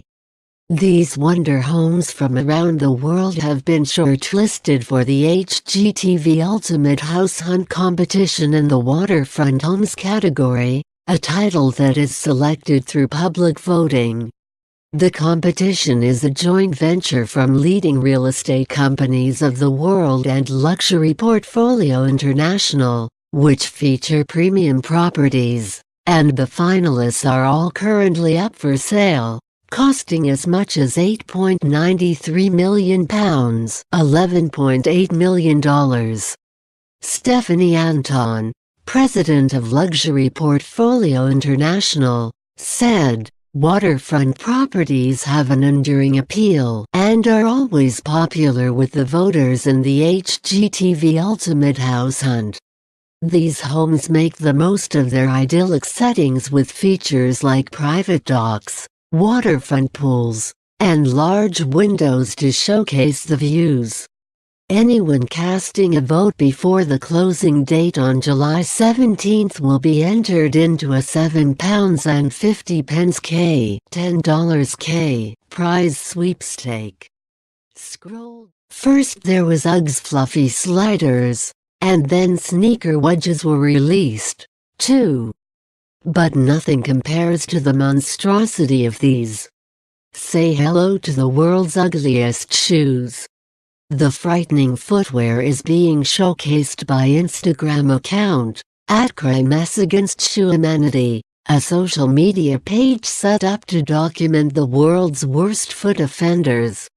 Horrific shoes include patent magenta heels, adorned with teeth. Camel toe-inspired orange boots also feature, as well as a shocking pair of fish tank trainers. There's even a pair of hoof heels, which are sure to haunt our dreams. Which pair would you vote as the worst? Earlier this week, we told you all about Millie McIntosh's stunning Kate halfpenny dress, worth £2k. We also reviewed Victoria Beckham's sassy style often includes oversized trouser suits with huge pockets. And now the 45-year-old has revealed this is deliberate, so she can carry her favorite crystals around with her at all times. The mum of four revealed in an interview with Elle magazine, "I like to surround myself with positive energy and so often have a little collection of crystals." Plus, she's even created crystal necklaces that she wants her customers to carry in their pockets this autumn. Posh explained, "I want to make my customers feel confident and secure, and for me adding crystals felt like a nice way to help do that." Crystals are said to have several healing properties, and it's become a hugely popular among millennials, according to the Business of Fashion. Even if you just like how crystals look, then at least they're provoking something within you, if only at a subconscious or intuitive level, says Emma Lucy Knowles, author of The Power of Crystal Healing. "And I see crystals as a gateway to a bigger conversation about energy and spirituality. Rose quartz is said to heal heart problems and help you romantically, while tiger's eye is said to warn off negative energy." Victoria has admitted that her current favorite crystal is white howlite crystal, as included in her necklace above. "It's a calming gemstone that relieves stress, calms the mind, and relaxes the whole body," she told the publication. It's not the first time that the 45-year-old has spoken out about her love for crystals, previously admitting to her first crystal being a black obsidian skull that she used to carry in her handbag. And Posh isn't the only celeb fan of the healing powers of crystals. Adele uses them to calm her nerves, while Katy Perry hopes they will attract love to her. Black obsidian is known to have powerful truth-enhancing qualities and can shield from psychic attacks. Who is attacking Posh, we wonder? We've yet to find out exactly what Posh's crystal fashion collection could look like, but roll on September. Something tells us it will just be even more of the same. Want to get to grips with crystals and their healing properties? Consult our guide. Jacob Rees-Mogg has blasted Theresa May's Brexit plan and labelled her a Remainer who has remained a Remainer. The Tory backbencher delivered a stinging rebuke of her proposals for trade talks with the EU, saying her strategy was a hopeless way to negotiate. He suggested that her heart wasn't really in it to get Britain a good deal, and criticized her for suggesting Brexiteers like him voted with their heart and not their head. Mrs. May had told the BBC, "Many people voted from the heart to leave the European Union. My job as Prime Minister is to deliver for them." Speaking on the Andrew Marr show, she added, "But also I have got to be hard-headed and practical about this and do it in a way that ensures we get the best interests for the UK."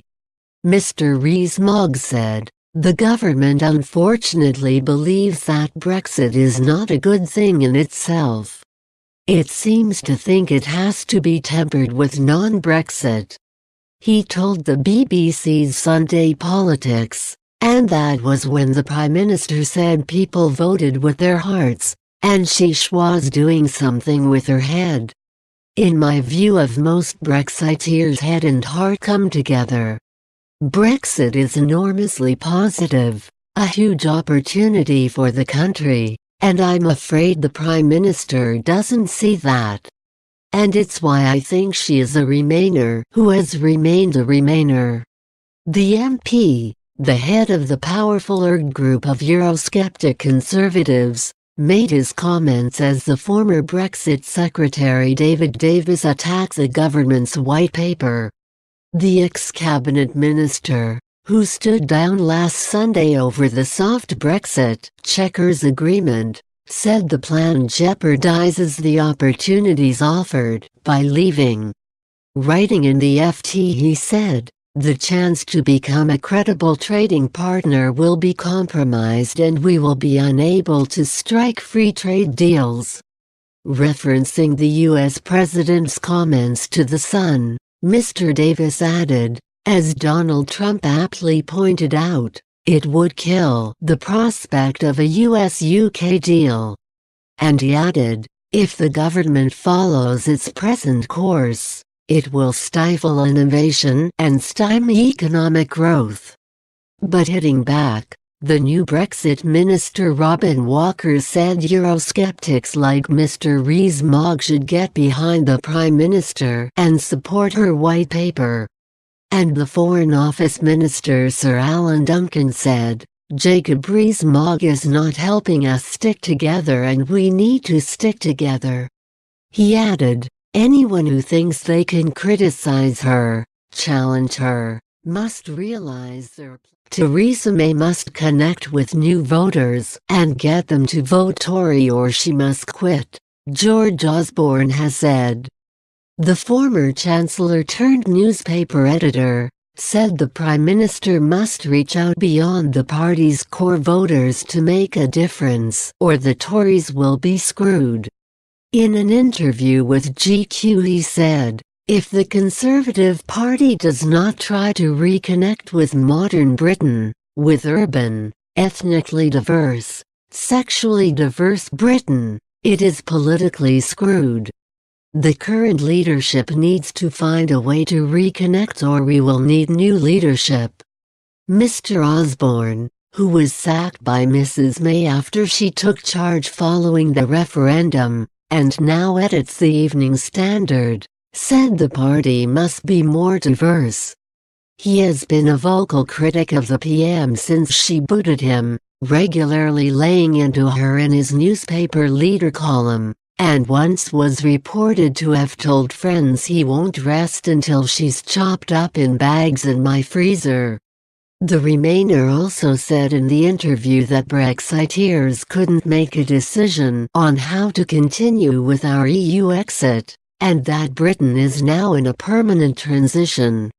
While we legally leave in March of next year, we're not actually leaving any of the arrangements, he said. The irony is that the only thing we will leave next year is the room where the decisions are taken. And he also dismissed demands for the government to get on with Brexit so we can talk about other things. His comments come despite the news that Mrs. May's Chequers deal is not going down well with her voters, or members. Several polls have shown that Brits don't like her plans for a soft Brexit, and many MPs are calling on her to change tack quickly before they lost even more support. The EU's Michel Barnier also officially rejected her plan last week. Theresa May was last night urged to draw up emergency plans to fix Britain's roads, after 4,000 pothole-related breakdowns in 3 months. The RAC said it had been stunned by the scale of vehicle damage reported by members between April and June. It warned the pothole epidemic could soon claim lives given the risks not only to cars but cyclists and motorcyclists. And it urged government to ring-fence part of the £30 billion generated from fuel duty to invest into the local road network. The rack said there were a total of 4,091 call-outs for damaged shock absorbers, broken suspension rings or distorted wheels in the second quarter of the year, an average of 44 a day. It's the highest figure for the quarter for 3 years. RAC Chief Engineer David Beasley said, "From a driver's point of view, this can only mean that our roads are still in a poor state of repair after the damage caused by the beast from the east and the generally harsh late winter conditions the country experienced." Councils have been working hard to fix potholes and general road surface degradation, but despite further emergency funding from central government, their budgets are even more stretched than in previous years.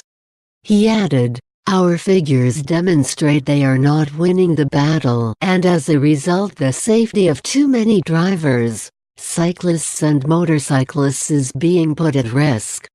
The overall quality of our roads should be getting better, not worse." The figures come just a week after Oxfordshire County Council was accused of asking local residents to volunteer to fix potholes. It was encouraging parish and town councils to fund and take responsibility for patching up the roads. The Sun 2 years ago revealed Devon County Council was urging community road wardens to mend its potholes. The AA accused it of using the 18th-century corvée system pioneered by Louis XIV in France, where unpaid peasants were forced to repair public roads. The local government association claims it could take 14 years to mend all the potholes on Britain's roads. Martin Tett, the LGA Transport spokesman, said, "Councils are fixing a pothole every 21 seconds. However, only long-term, consistent and fairer government investment in local road maintenance can allow councils to embark on the widespread improvement of our roads that is desperately needed." A Department for Transport spokeswoman said, "We have listened to the concerns of road users and are already providing councils in England with over £6 billion to help improve the condition of our local highways." This funding from the latest must-have dress to dreamy lingerie and bizarre new footwear, a quick scroll on Instagram can often provide some major fashion inspiration. And now, thanks to new research, we know exactly which trainers are the most popular. Say hello to Adidas NMDs, the most Instagrammed shoes in the world. According to delivery service, Forward to Me, the cult trainers have dominated the social media platform. The parcel forwarding company assessed 30 popular styles to determine which received the most mentions on Instagram. They found NMDs received over 5.7 million tags, making them the most Instagrammed sneakers ever. And it looks as though Adidas lead the way, after their Yeezy 350 Seconds, which are part of their collaboration with Kanye West, and Adidas Superstars ranked 2nd and 4th respectively. The Yeezy 350 Seconds received 4,198,238 posts, while the Superstars, which were first released almost 50 years ago, had almost 3.5 million. Other popular styles dominated the charts, including old-school Vans, which received 3,594,318 posts, and classic Converse All-Stars, which were tagged 2,175,091 times. While 6 of Adidas styles made the top 10, Nike also featured. Their Air Max 90s reached 7th place, while their Air Huaracs were found to be the 8th most popular style. The most Instagrammed style, Adidas NMDs, are available in a range of colors and styles, with prices starting from £109.95. Earlier this week, we revealed the top 5 fashion looks inspired by the new Mamma Mia film, Here We Go Again. We also told you about scrunch swimming costumes, loved by Holly Willoughby. Marks & Spencer is already a favorite with Meghan Markle and Kate Middleton. But fashion bloggers are big fans of the high street chain too and often take to Instagram to show off the brand's latest must-have offerings. From the sell-out meaty dress everyone needed to Meghan Markle's coveted black jumper, there are always must-have pieces in the M&S collection. Once upon a time the store had an older stigma attached, but nowadays Instagrammers everywhere are working M&S with pride. Tracy Lee Sayre, fashion director of Fabulous magazine who posts a daily update of her outfit, is one of those who has recently championed the brand. The latest piece she's been rocking is a polka dot jumpsuit from M&S that everyone is after. It's not just Tracy that's got it. This jumpsuit is so popular with fashion lovers. When news of the preview sale broke, people got up at the crack of dawn to try and bag themselves the all-in-one. Once it finally went live, it almost sold out within 24 hours. That's a lot of polka dot love. Our Instagram feed is full of snaps of it. Everyone has gone completely dotty over the pretty piece. The M&S pic is designed with cool ruched shoulders and a contrasting red racing stripe down each side, giving it a fun sporty finish, while the elasticated waist is flattering. Fabulous fashion director Tracy says, "Polka dots aren't really my thing. But once I put this jumpsuit on I was instantly sold. This is probably the most flattering cut I have ever seen. I have now seen pictures of loads of gorgeous women of all sizes wearing this jumpsuit, and it looks fabulous on everybody. It elongates your legs, nips you in at the waist, and although it is slashed at the back you can wear a bra with it. It is still hanging on in there on the website with just a couple of sizes left, only sizes 20 and 22, but you'll have to be quick." The good news is the Marks & Spencer fashion PR account says it will be restocked again in August. Watch this space. And what should you wear it with once it's finally yours? Tracy says, "I will be wearing mine mainly with flats for the hot weather, but it would look equally as great with a pair of heels for a wedding or summer party." More in fashion, disgruntled shoppers share epic fashion fails that happened after buying clothes online. The Peekaboo bikini is now a thing, and everyone from Katie McDermott to Lily Collins is wearing it. Would you? 4 months ago, style queen Olivia Palermo was spotted in Paris wearing a chic bamboo bag. And while at first glance, it might have looked like a designer style worth hundreds of pounds, it was actually the work of Mango, and worth less than £50. Fast forward to the summer and the bag is naturally sold out. But its influence lives on, and it's now selling for almost double on eBay. We can see why. The circular bamboo style is the perfect size, ideal for summer, and it features 2 straps, one short and one adjustable. It's also all over social media, with the likes of Croatian wig Adriana Revi and other Instagram influencers being huge fans. There are currently 4 listings on eBay, from sellers all over the world. One listing from Poland is currently offering a buy at now price of almost £80. It's one of many high street styles that have flown off the shelves this year.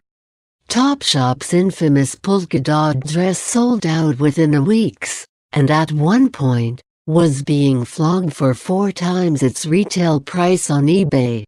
We have been treated to some incredible affordable fashion this year. Keep up the good work, Mango. Earlier this week, we told you all about misguided underboob jumpsuit. We also revealed the secret reason why Meghan Markle nestled in the tree canopy. This lodge may look like a quiet escape for city dwellers at the weekend, but the quirky 2-bedroom lodge harbors a very unusual secret, that it's actually built from 3 shipping containers converted and suspended on a steel frame. Thanks to its unconventional design, the $735,000 home in Wye River, between Lorne and Apollo Bay on the Great Ocean Road, is shaped like a boomerang and boasts incredible bush and ocean views from treetop height. The Caringale Drive Properties owner and architect, Ben Edwards, from Studio Edwards in Collingwood, claimed the shipping containers are the perfect material as they fit easily together and are useful for building on a slope. The site is on this amazing slope that looks over the ocean, and the tricky part was building on the site, he told Domain. The home sits on a substructure which is cantilevered out over the hillside. It's quite high up amongst the trees, and you see these crazy birds I'd never heard of before, buzzing around up there, he added. The home is protected against the elements with galvanized steel cladding, chosen to bring out the vivid colors of the surrounding gum trees. Inside, there are 2 bedrooms, a bathroom, and a kitchen and living area which are lined with high-grade, marine plywood. The super strong, long-lasting material is ideal for the coastal location as it preserves warmth. The panoramic ocean views can be enjoyed from the decking and glazed double doors and windows. Adding to its quirky design is a green roof planted with native dichondrous which help to insulate the house. Ben said he decided to use shipping containers due to their plot. Kate Middleton always looks utterly amazing, even when she was standing outside the Lindo wing, 7 hours after giving birth to Prince Louis. And as any mom will know, there's often a certain amount of pressure for women to bounce back after having a baby. So when we heard that Kate had lost her baby weight in perhaps the most natural way possible, it was rather refreshing. According to Hello, during a visit to New Delhi, India, to celebrate the Queen's 90th birthday in 2016, Kate was asked by Professor Bulbul Dar James how she lost weight so quickly, having only had Princess Charlotte the year before. Apparently, Kate responded with, "I am running after my kids." We're not even a tiny bit surprised. It certainly sounds like Kate is rushed off her feet, and we're sure all mums can relate. Earlier this week, it was reported that Kate dropped Prince George off at school, just hours after giving birth to his baby brother Prince Louis. And there's no doubt that Kate and Prince William are ensuring their kids have as normal a life as possible. Not only are the Duke and Duchess of Cambridge both said to be regulars at the school gates, but Kate often takes the kids on ordinary days out too. Last month, Kate was spotted running around with George and Charlotte at a charity polo match, and only a few days ago the 2 eldest children were seen riding their bikes in Hyde Park with their nanny Maria Teresa Turian-Barallo. In an open letter written to coincide with Children's Hospice Week, Kate revealed simple moments like those are the ones she cherishes the most. Spending quality time together is such an important aspect of family life, and for me, as a mother, it is the simple family moments like playing outside together that I cherish, revealed Kate. Earlier this week, We told you all about the trouser jumpsuit hybrid that has. When Meghan Markle arrived at the Polo this afternoon with Prince Harry, we had déjà vu. But it wasn't Meghan's £2,000 belted denim Carolina Herrera dress that we'd spied before, it was actually her £44 high street bag. Haven't we seen that gorgeous clutch bag before, Meghan? The J.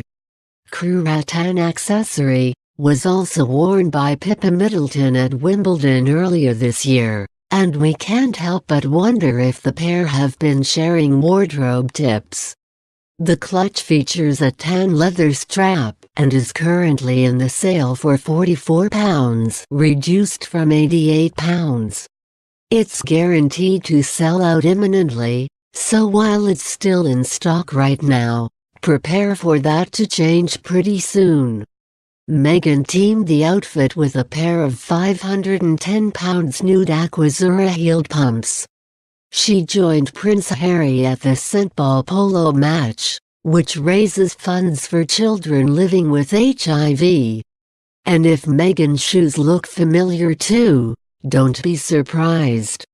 The 36-year-old also has a pair in black.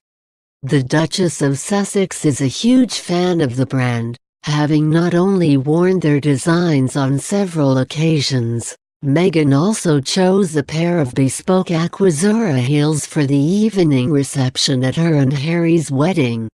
And if that doesn't prove she's their #1 fan, each of Meghan's bridesmaids wore a pair of the designer's pumps, monogrammed with their initials and the wedding date. The new royal certainly knows how to accessorize her outfits. Earlier this week, we revealed Fashion Nova's £23 suspender-style leggings that show half your bum.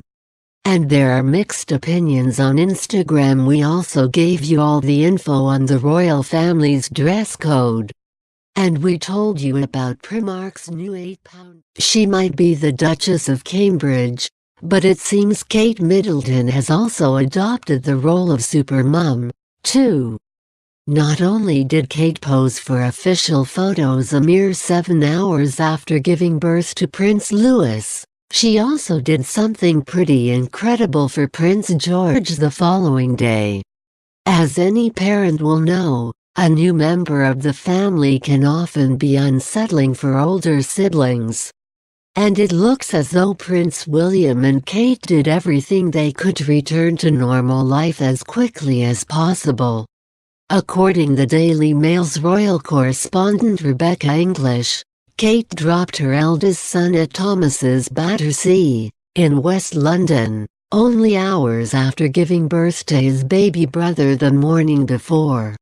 5-year-old Prince George started at the £17,600 a year school last September, and according to parents, both Kate and Will do the school run as often as they can. 3-year-old Charlotte, meanwhile, attends London's Wilcox Nursery School. According to English, one parent reportedly said, "No one really gives Kate a second glance when she does the school drop-off. We have a Victoria's Secret model doing the school run, too, and the dads are far more interested in her." It certainly seems Kate and Will want their kids to have as normal an upbringing as possible. George is third in line to the throne, and according to reports this week, Kate and Will are waiting for a time and a place to explain to George his future responsibilities. Earlier this week, we showed you the see-through swimwear trend, loved by Amber Davies, Olivia Buckland and Kate Wright. We also gave you all the info on Fashion Nova's 23. Earlier this week we revealed the names Prince Harry and Meghan Markle might call any offspring they had, with Spencer being a frontrunner. And now we can reveal something else about any potential future children of the Duke and Duchess of Sussex. Unlike virtually every other child in the UK, they won't have a surname, which might make it tricky when they start school. Like Cher and Madonna, it's simply because they will be so famous they won't need one. And royal tradition, of course. Although they could have a few options to choose from if they did want to adopt one. There is Sussex. They are the Duke and Duchess of Sussex. Prince William and Harry both adopted their dad's name, Wales, and it's speculated Prince George is named Cambridge on his school's register, after his father, the Duke of Cambridge. Alternatively, they could have Mountbatten Windsor, which the Queen introduced in 1960. According to the royal family's official website, this is the name direct descendants of the Queen use. The site said, the surname Mountbatten Windsor first appeared on an official document on 14 November 1973, in the marriage register at Westminster Abbey for the marriage of Princess Anne and Captain Mark Phillips. A proclamation on the royal family name by the reigning monarch is not statutory. Unlike an Act of Parliament, it does not pass into the law of the land. Such a proclamation is not binding on succeeding reigning sovereigns, nor does it set a precedent which must be followed by reigning sovereigns who come after. Unless the Prince of Wales chooses to alter the present decisions when he becomes king, he will continue to be of the House of Windsor and his grandchildren will use the surname Mountbatten Windsor. But before 1917 royals didn't use last names at all. The official website said if they used any name it was by the house or dynasty to which they belonged. It said, kings and princes were historically known by the names of the countries over which they and their families ruled. Kings and queens therefore signed themselves by their first names only, a tradition in the United Kingdom which has continued to the present day.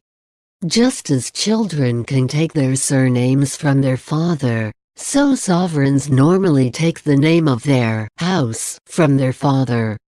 For this reason, Queen Victoria's eldest son Edward VII belonged to the House of Saxe-Coburg-Gotha, the family name of his father Prince Albert.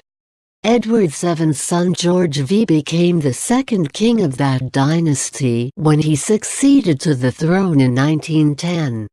However, in 1917 the Queen's dad, George V, specifically adopted Windsor as his surname. He said, all descendants in the male line of Queen Victoria, who are subjects of these realms, other than female descendants who marry or who have married, shall bear the name of Windsor. This continued until 1960 when the Queen and the Duke of Edinburgh decided that they would like their own direct descendants to be distinguished from the rest of the royal family, so adopted Mountbatten Windsor. Earlier this week, we revealed the go-to comfy item Meghan Markle won't be able to wear if she gets pregnant. We also revealed when Prince Harry and Meghan Markle recalled the details of their engagement, the roast chicken, the ring, Nottingham Cottage. We were all ears. But it looks as though the pair missed one crucial snippet of info. Apparently, Harry sought his sister-in-law's approval beforehand. Meghan and Kate are said to have first met in November 2016. Once Harry, 33, realized things were serious with his then bride-to-be. And according to royal reporter Katie Nicholl via Grazia, the prince even sought Kate's blessing. Harry and Kate are very close. She's been like a mentor to him and he wanted her seal of approval, a source told Nicholl. Kate is different to Meghan in many ways, but she has made great strides to help Meghan settle in. It's certainly a testament to how close Harry and Kate are. The pair have known each other for 15 years, since Prince William first introduced Kate to his brother in 2003. A piece in Newsweek, the same interview in which Harry revealed no royal wants to be queen or king, provides a glimpse into their close friendship. According to the article, there was no filling the hole left by Diana's death, and Harry seemed to be growing up without someone emotionally available he could lean on. Kate has helped fill some of that gap. When she and William got engaged, Harry called her the big sister he never had. He often pops into their apartment at Kensington Palace, where she cooks him a meal. Roast chicken is reportedly a particular favorite. Fast forward a few years, and while it looks as though Harry still loves a roast chicken, he's also met his match, and Kate and Meghan seem to have struck up a rather close bond too. The pair, both 36, even attended their first royal event together earlier this month at Wimbledon. It's a friendship that is still slowly blossoming, a source told Nicole. Kate has gone out of her way to be friendly to Meghan, and Meghan has been very grateful for that. Earlier this week, we gave you all the info on the go-to-comfortable item Meghan Markle won't be able to wear if she gets pregnant. We also told you Meghan Markle might have to make a major lifestyle change should her and Prince Harry decide to have a family. According to royal tradition, the Duchess of Sussex will have to minimize traveling abroad, and it could be a huge problem for the 36-year-old and the Queen. Unlike other pregnant royals, California-born Meghan might be more affected by this rule, especially if she's planning on jetting across the pond to visit friends and family. Being from America herself, and having spent a great deal of time in Canada while filming Suits, according to reports this week, Meghan is already planning a trip stateside. Two of Meghan's best friends, stylist Jessica Mulroney, whose 3 children were bridesmaids and page boys at Meghan and Harry's wedding, and tennis ace Serena Williams, both live in the States. Of course, Meghan's family also live across the pond, with Meghan's mother Doria currently residing in Los Angeles. If Meghan and Harry are planning on having children, this tradition could be tricky for the 36-year-old. And as Meghan and Harry step up their official overseas engagements, this could cause a big headache for the Queen, as someone else would need to step in and fulfill these duties. According to reports, pregnant royals are encouraged to keep traveling abroad to a minimum, and it's all to do with safety measures. While royal women usually conduct engagements up until the end of their pregnancy, they usually don't have an official maternity leave until after the baby is born. They're encouraged to stay as close to home as possible so emergency help is more readily available. The Queen is said to prefer it this way. And while Kate did travel to Norway while pregnant with Prince Louis earlier this year, she's said to have kept other trips to a minimum. It's not the only rule Meghan may have to follow. According to royal expert Victoria Arbiter, throwing an elaborate baby shower is unheard of for members of the firm, and if Meghan and Harry do decide to have kids, they'll likely have to give the new royal at least 3 names. Earlier this week, we told you all about Crocs-inspired stilettos. We also revealed the latest odds. Kensington Palace has released the adorable official photos from Prince Louis' christening, giving us an intimate look at one of the country's most famous families. This is what the heartwarming photos say about the royal family besotted with their sweet new arrival. The proud immediate family can be seen beaming around their latest bundle of joy, and this is a sweet moment. Big sister Princess Charlotte looked away from the photographer briefly to gaze at her new brother. There's no denying the sweet look she is giving her new playmate, And Prince George looks over the moon too to be gaining a partner in crime.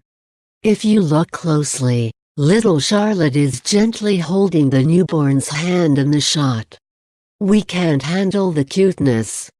The photos were captured by photographer Matt Holyoke, who also was tasked with photographing Queen and Prince Philip to mark their 70th wedding anniversary last year. The Queen and Prince Philip did not attend the christening of Prince Louis at St. James's Palace as they were instead traveling back from Norfolk. But that doesn't mean she wasn't there in spirit.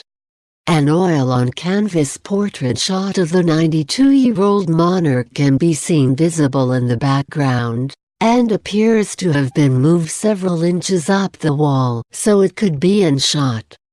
Prince Louis wore the same gown that Prince George and Princess Charlotte wore for their christenings. The robe was made by Angela Kelly in 2008 and was commissioned by the Queen.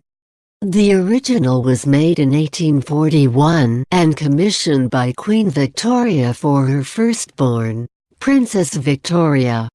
It was styled after her own wedding dress, and was made of Spitalfields lace with a Honiton lace overlay. The royal youngsters looked delighted to be celebrating the arrival of a new brother. Standing next to his dad, Prince George, 4, is looking more and more like Prince William each day. And with her cheeky grin and confident gaze, Princess Charlotte is stealing the show in this shot. Holding onto her mum's skirt, the taut, 3, shows the close bond she has with Kate. St. James's Palace is the most senior palace of the British monarchy, and it's also where Prince George's christening was in 2013. It has played host to a lot of iconic royal events throughout the years, including Queen Victoria and Prince Albert's wedding, and was the location for Prince Louis' christening on July 9. The Archbishop of Canterbury baptized the young prince, who was Kate and William's firstborn, making him the direct descendant to the throne. Grandparents Prince Charles and Camilla attended along with Prince Harry and wife Meghan Markle. On the Middleton side, Kate's sister Pippa Matthews attended along with her husband James, brother James and parents Carol and Michael. The new godparents and their spouses were also there. These are Nicholas Van Cutsem, Guy Pelliot. You might think Meghan Markle would want to be the center of attention on her first royal birthday. But when she turns 37, on August 4th, all eyes will be on another woman, the bride. That's because Meghan is set to spend her birthday at the wedding of Prince Harry's best pal, Charlie von Straubenzie, and his fiancée Daisy Jenks. Harry is best man at the Surrey wedding, which means Meghan won't even be able to sit with her new husband during the ceremony. Charlie and Harry were classmates at Ludgrove Prep School in Berkshire and have been close friends ever since. Charlie and his older brother, Thomas Van Straubenzie, were also ushers at Meghan and Harry's wedding in May, and Charlie was said to have roasted his childhood friend in a speech after the ceremony. Now it's Prince Harry's turn to repay the compliment. The wedding date has been kept under wraps until now, but royal photographer Tim Rook revealed that the date in a tweet, also confirming Harry's role in the nuptials. He tweeted, "Unfortunately, I will be missing the wedding of Charlie Van Straubenzie and Daisy Jenks, where Prince Harry will be best man on August 4th in Church Surrey, as I will be on the beach. Can't do everything," he wrote. All of which means that the Duchess of Sussex will have to take a back seat in the celebrations on her own birthday. A big birthday bash was always off the cards for Meghan, now that she is a member of the royal family, as we revealed yesterday. But this way she'll be guaranteed champagne and cake on the day, so it's not all bad. In related news, body language expert Judi James reveals how that snog at the polo shows it is a symbol of your everlasting love, the engagement ring. So what do you do when your love comes with a timestamp? Well, most women take off their rings. Not so Aunt McPartland's ex, Lisa Armstrong, who was on Wednesday spotted in Los Angeles still wearing the gem he gave her. That's despite Aunt currently dating their former Pennsylvania Anne-Marie Corbett. But Lisa's not the only one. Love Island's Caroline Flack has been spotted sporting a sparkler, despite announcing her split from Andrew Brady earlier this month. Meanwhile, Louise Redknapp, no longer with Jamie Redknapp, has also been pictured with her engagement ring intact. Judi James told the Daily Mirror that a refusal to take off a ring was linked to control. There are three key motives for this. The first being that in the early days after a painful split, the act of taking the ring off can just feel too final, she said. It's when the emotional part of the brain can't keep up with the logical part and is in denial even when the split seems final. But then with celebs there is a brinkmanship when they take it off and flaunt their empty ring finger in front of the cameras in a bid to frighten their partner into realizing this might actually be final. She continued, then when someone keeps putting it on and taking it off, there is often an attempt to exert control when there is none. She finished, so it is caused by tragedy and confusion in the early days, and then a rather desperate signal of control when a new relationship is forming. If you're on the hunt for your perfect ring, then check out this app which allows you to try on rings without even leaving the house. Want more? Did you know you can now order donut engagement rings from Deliveroo? They even come with an edible diamond. Meghan Markle has experienced many changes since joining the royal family, and now her favorite food has been banned too. The Queen is said to have barred the Suits actress's preferred food dish at Buckingham Palace. Royal chef Darren McGrady revealed that Her Majesty has banned pasta, rice and potatoes from the royal menu. The decision was one undertaken for personal reasons, as she prefers to stay away from carb-loaded foods like pasta. Meanwhile, rice and potatoes have never even featured on the Buckingham Palace menu, according to the expert. This is no doubt sad for Meghan Markle, who previously revealed to Delish.com that her go-to dish is pasta with slow-cooked courgette, and went as far as to describe it as filthy, sexy mush. She is also a fan of whipping up her own pasta recipes in the kitchen, and creates her courgette masterpiece by slow cooking the veg for 4 hours, before turning it into a butter-laden dish. Chef Darren also revealed that garlic is banned, along with some other unusual choices. He said to Recipes Plus, "We can never serve anything with garlic or too much onions. The Queen would never have garlic on the menu. We also couldn't serve meat that was rare, as Queen Elizabeth liked her meat more well done." And when it comes to snacks, the Queen is a huge fan of the humble banana, but she has to eat it bizarrely with a knife and fork. Darren added, "She'll cut off the bottoms and cut the banana lengthwise, and then cut the banana into tiny slices to eat with a fork." Historically, the royal family are also forbidden from ordering shellfish when they eat out, according to various sources. This is because of the risk it holds when it comes to food poisoning. Food isn't the only area that may have changed for Meghan. According to OK!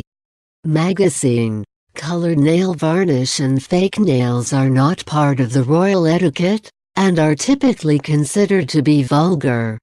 No member of the royal family will give you an autograph, as royal protocol bans them from scribbling their signature for other people.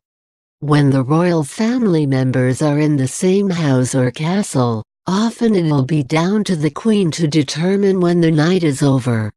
Meanwhile, this woman transforms herself. Meghan Markle wasn't allowed to wear her hat at Wimbledon today, and it's all because she's a royal now. Last time she cheered her pal Serena Williams on, back in 2016, the 36-year-old wore a white Panama hat with a black ribbon as she sat in the stands. The Duchess of Sussex brought the same hat with her today, but she wasn't allowed to actually wear it, despite the blazing heat. Instead, Meghan could be seen clutching the hat in her hands throughout the day. So what's changed since her last visit? It's all to do with her position in the royal box, where Meghan sat with sister-in-law Kate Middleton, 36. Spectators in the royal box have to follow a set of fashion rules, with guests being asked to dress smartly, and men advised to wear a jacket and tie. While those in the royal box are also asked not to wear hats, in case it blocks the view of others around them. The same rules don't apply to everyone. Tennis fans sat elsewhere in the stands are allowed to wear hats, as long as they're considerate of others. Which is why Meghan got away with wearing one 2 years ago, before she started dating Prince Harry. It seems the former Suits actress had planned to wear the hat today, before she realized the royal box rules. Of course she still looked very glam, although some have compared her outfit to a Wimbledon linesman's uniform. Emma Watson was also at the London tennis tournament today. Here's why. For the last week, we've been trying to understand why Pippa Middleton's outfit for Prince Louis' christening looked so familiar. And now, we have the answer. It's all to do with a certain royal wedding guest, who wore a very similar style on Meghan Markle and Prince Harry's big day. Pippa attended her nephew's christening wearing a pale blue midi dress by designer Alessandra Rich, complete with an oversized statement collar and pleated skirt detail. And while the dress was custom-made for the 34-year-old, it's near identical to the same Alessandra Rich design worn by Suits star Abigail Spencer at the royal wedding. The polka dot ensemble was a huge hit, with fans going wild for the retro-style midi. Abigail and Pippa weren't the only celebs loving the style, either. The popular dress has also been spotted on Sarah Jessica Parker, Christy Brinkley and actress Daisy Ridley. Fashion expert Simon Glazin told the Mail Online, "This particular style has the A-listers swooning. No wonder really, it has that amazing versatility that means you can wear it anywhere, dressed up or down. From the wedding of the year with matching fascinator, to a festival with trainers, it's good brilliant fashion appeal. The shirt dress is big this season, plus there's the added benefit of this dress nipping you in at the waist. The big collar and cuffs give it that high-end feel. And what's more, I love how each celebrity is wearing it at different lengths. Another sign this dress really is for everyone. It is dreamy, and now we're just as obsessed with Pippa's version. Earlier this week, we told you all about upside-down jeans, the most ridiculous trend ever. We also showed you the must-have 38-pound next dress. Prince William and Kate Middleton's brood are probably the most photographed children in the world. But can you recall ever seeing Princess Charlotte dressed in anything but a pretty dress? Being members of the royal family, the adorable duo are naturally subjected to certain rules when it comes to fashion. We previously told how Prince George often tends to wear shorts, and is rarely seen in trousers or dungarees. Etiquette expert William Hangson claims that shorts on young boys are a silent British class marker and trousers are deemed suburban, something no self-respecting royal would want to be considered. When it comes to Prince George's 3-year-old sister, she too has rarely, if ever, been snapped in a pair of trousers. According to kidswear designer Rachel Riley, who has dressed Prince George, this is all down to her mum. She claims the Duchess of Cambridge chooses to put her daughter in traditional dresses, so the photos of her don't date. Rachel told The Telegraph, "If they wear very simple things, it's timeless in that you can't really date a specific photo or put them in something that seems out of date." She explained that Kate, 36, chooses to put Charlotte in dresses so that the look remains classic. However, it's likely the young princess wears comfortable trousers in private. Similarly, the Duchess of Cambridge wears dresses for formal royal occasions, but has been spotted in jeans when out and about. There are various wardrobe rules the royal family have to follow.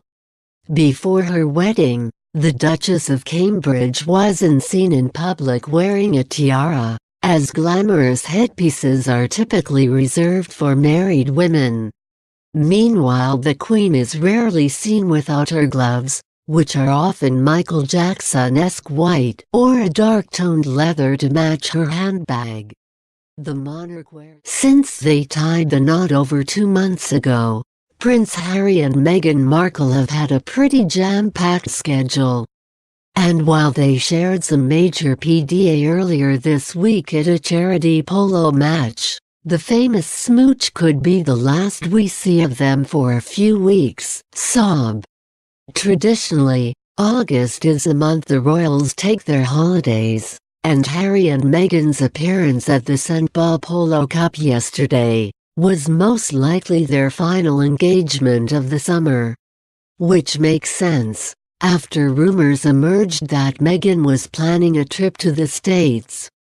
And it's not just Harry and Meghan who will likely be having a well-deserved break. Prince William and Kate are said to be currently holidaying in Mustique with Kate's family, Michael and Carol Middleton, as well as sister Pippa and her husband, James Matthews. Lucky Royal. Prince George is even said to have celebrated his 5th birthday there. Added to that, royal correspondent Rebecca English appeared to confirm that Prince Charles and Camilla, Duchess of Cornwall, were preparing for a bit of time out.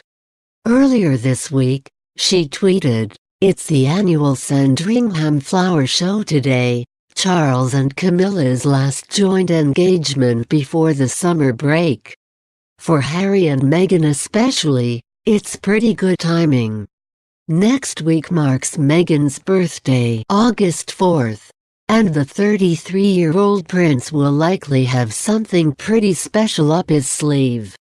Happy birthday, Meg!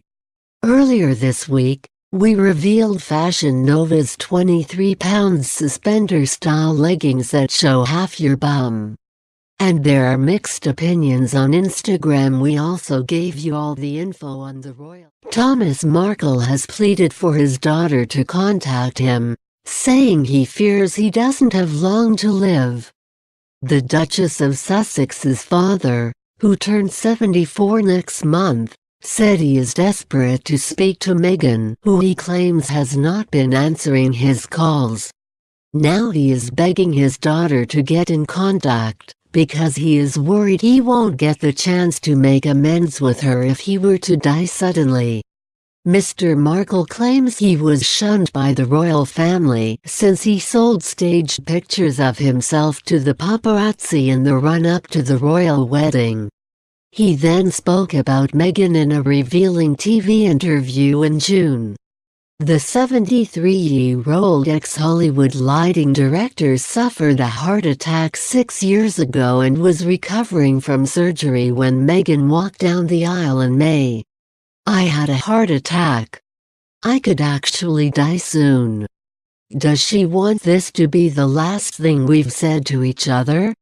he told The Sun on Sunday. Mr. Markle said he was sorry for anything that went wrong and that he missed her very much and was very proud. He said this was the longest he has gone without speaking to Meghan and that staff at Kensington Palace had not been responding to his texts. The last contact he had with his daughter was just after her wedding in May, when he wished her a happy honeymoon over the phone. His message to his daughter would be, "I'd like to put our differences behind us and get together. I miss you very much," he said. Remembering the day his daughter was born, he said she was the most beautiful child and it was love at first sight. Mr. Markle, who was also father to Samantha, 53, and Tom Jr., 51, gave Meghan the nickname Bean after reading her Jack and the Beanstalk. He would take her for walks and, looking up into the sky, tell her, "This is Maggie's moon." Their close bond continued after Mr. Markle and Meghan's mother Doria Ragland divorced when she was 6 years old. She lived with him in Hollywood from the age of 11 until she graduated from high school. They went on road trips together and listened to soul music in his Toyota, which was fitted out with mattresses and a VCR.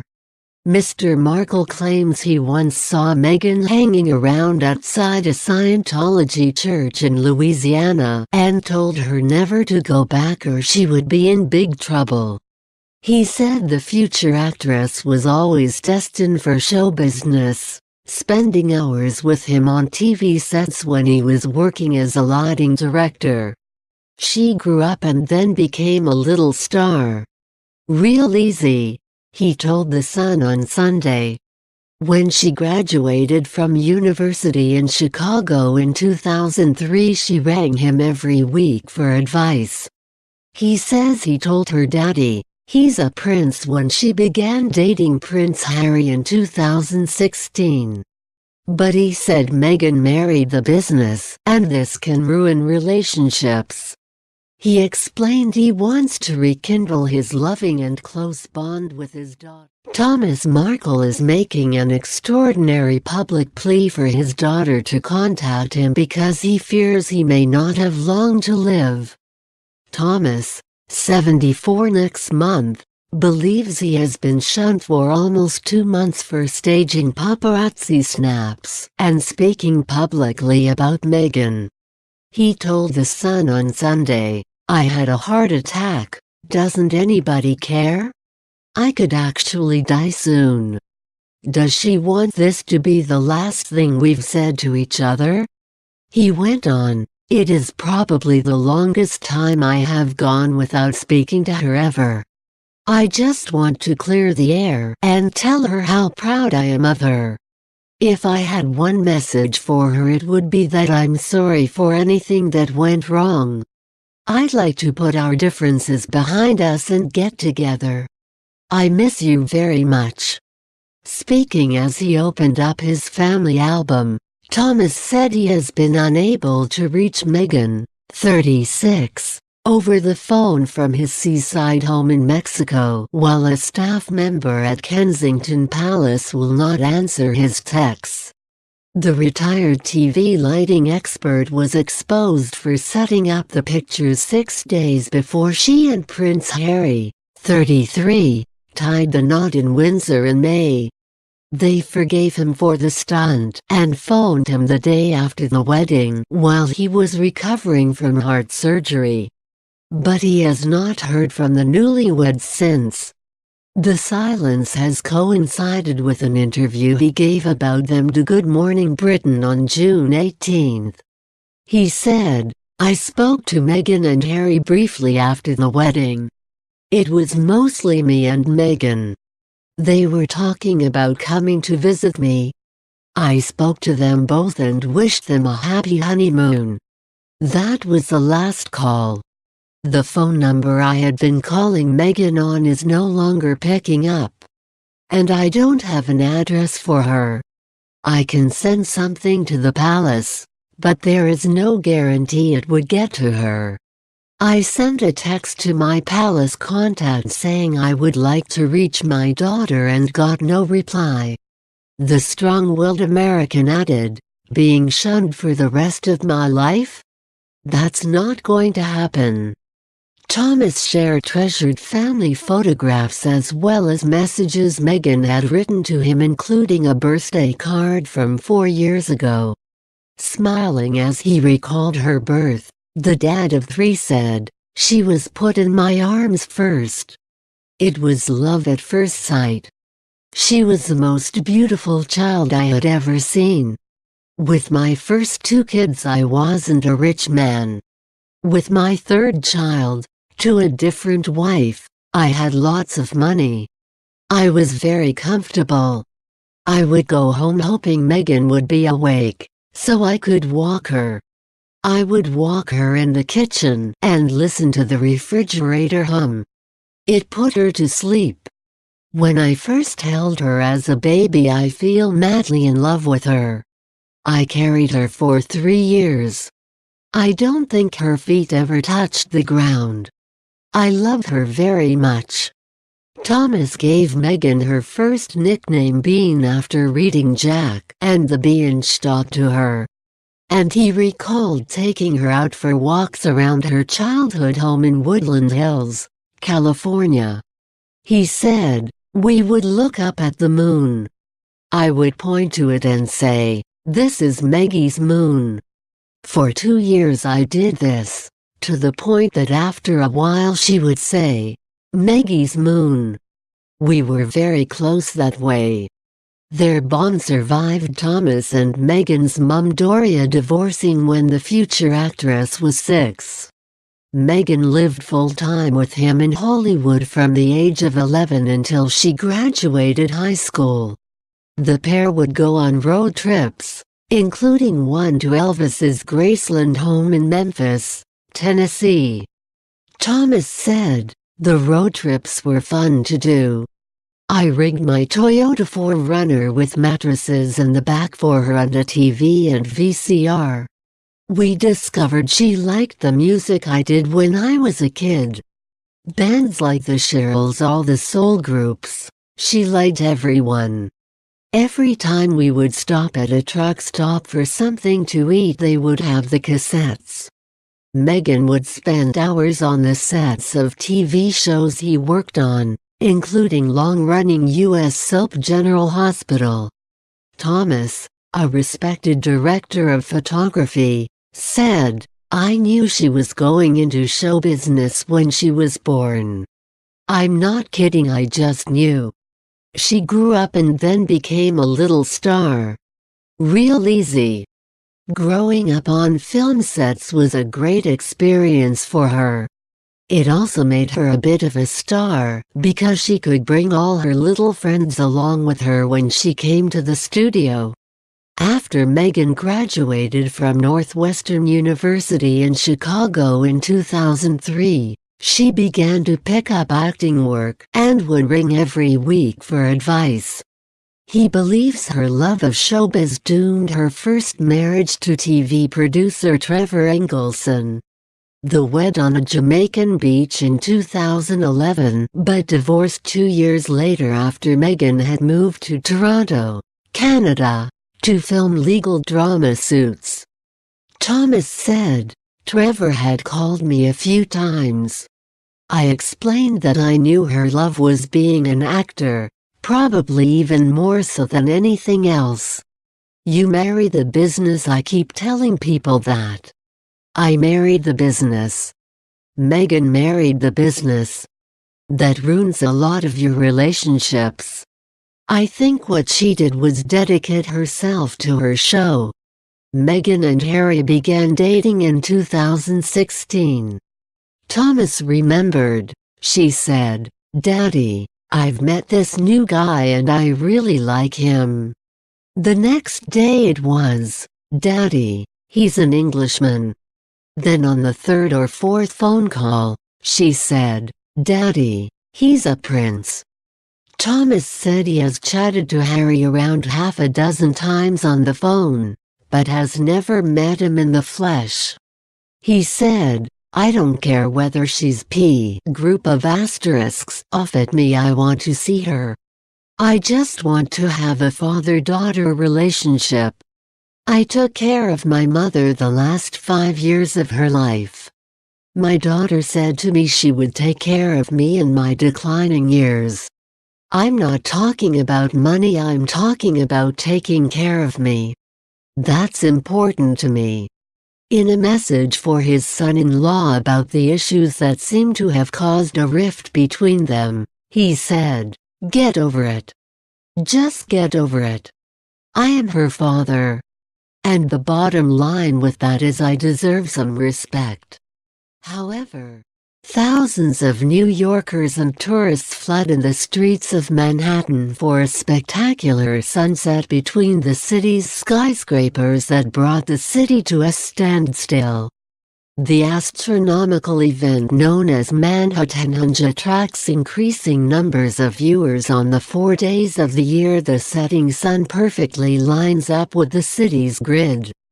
Traffic was blocked as hundreds of people stood in the middle of one of the city's east-west streets with cameras and phones at the ready as the sun cast a brilliant glow between the buildings. Thursday evening brought the full-sun Manhattanhenge, where the whole sun is visible through New York's canyons of brick and steel, at exactly 8:20 p.m.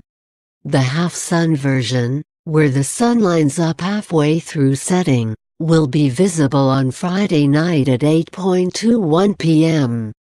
Both versions are extremely popular depending on personal preference.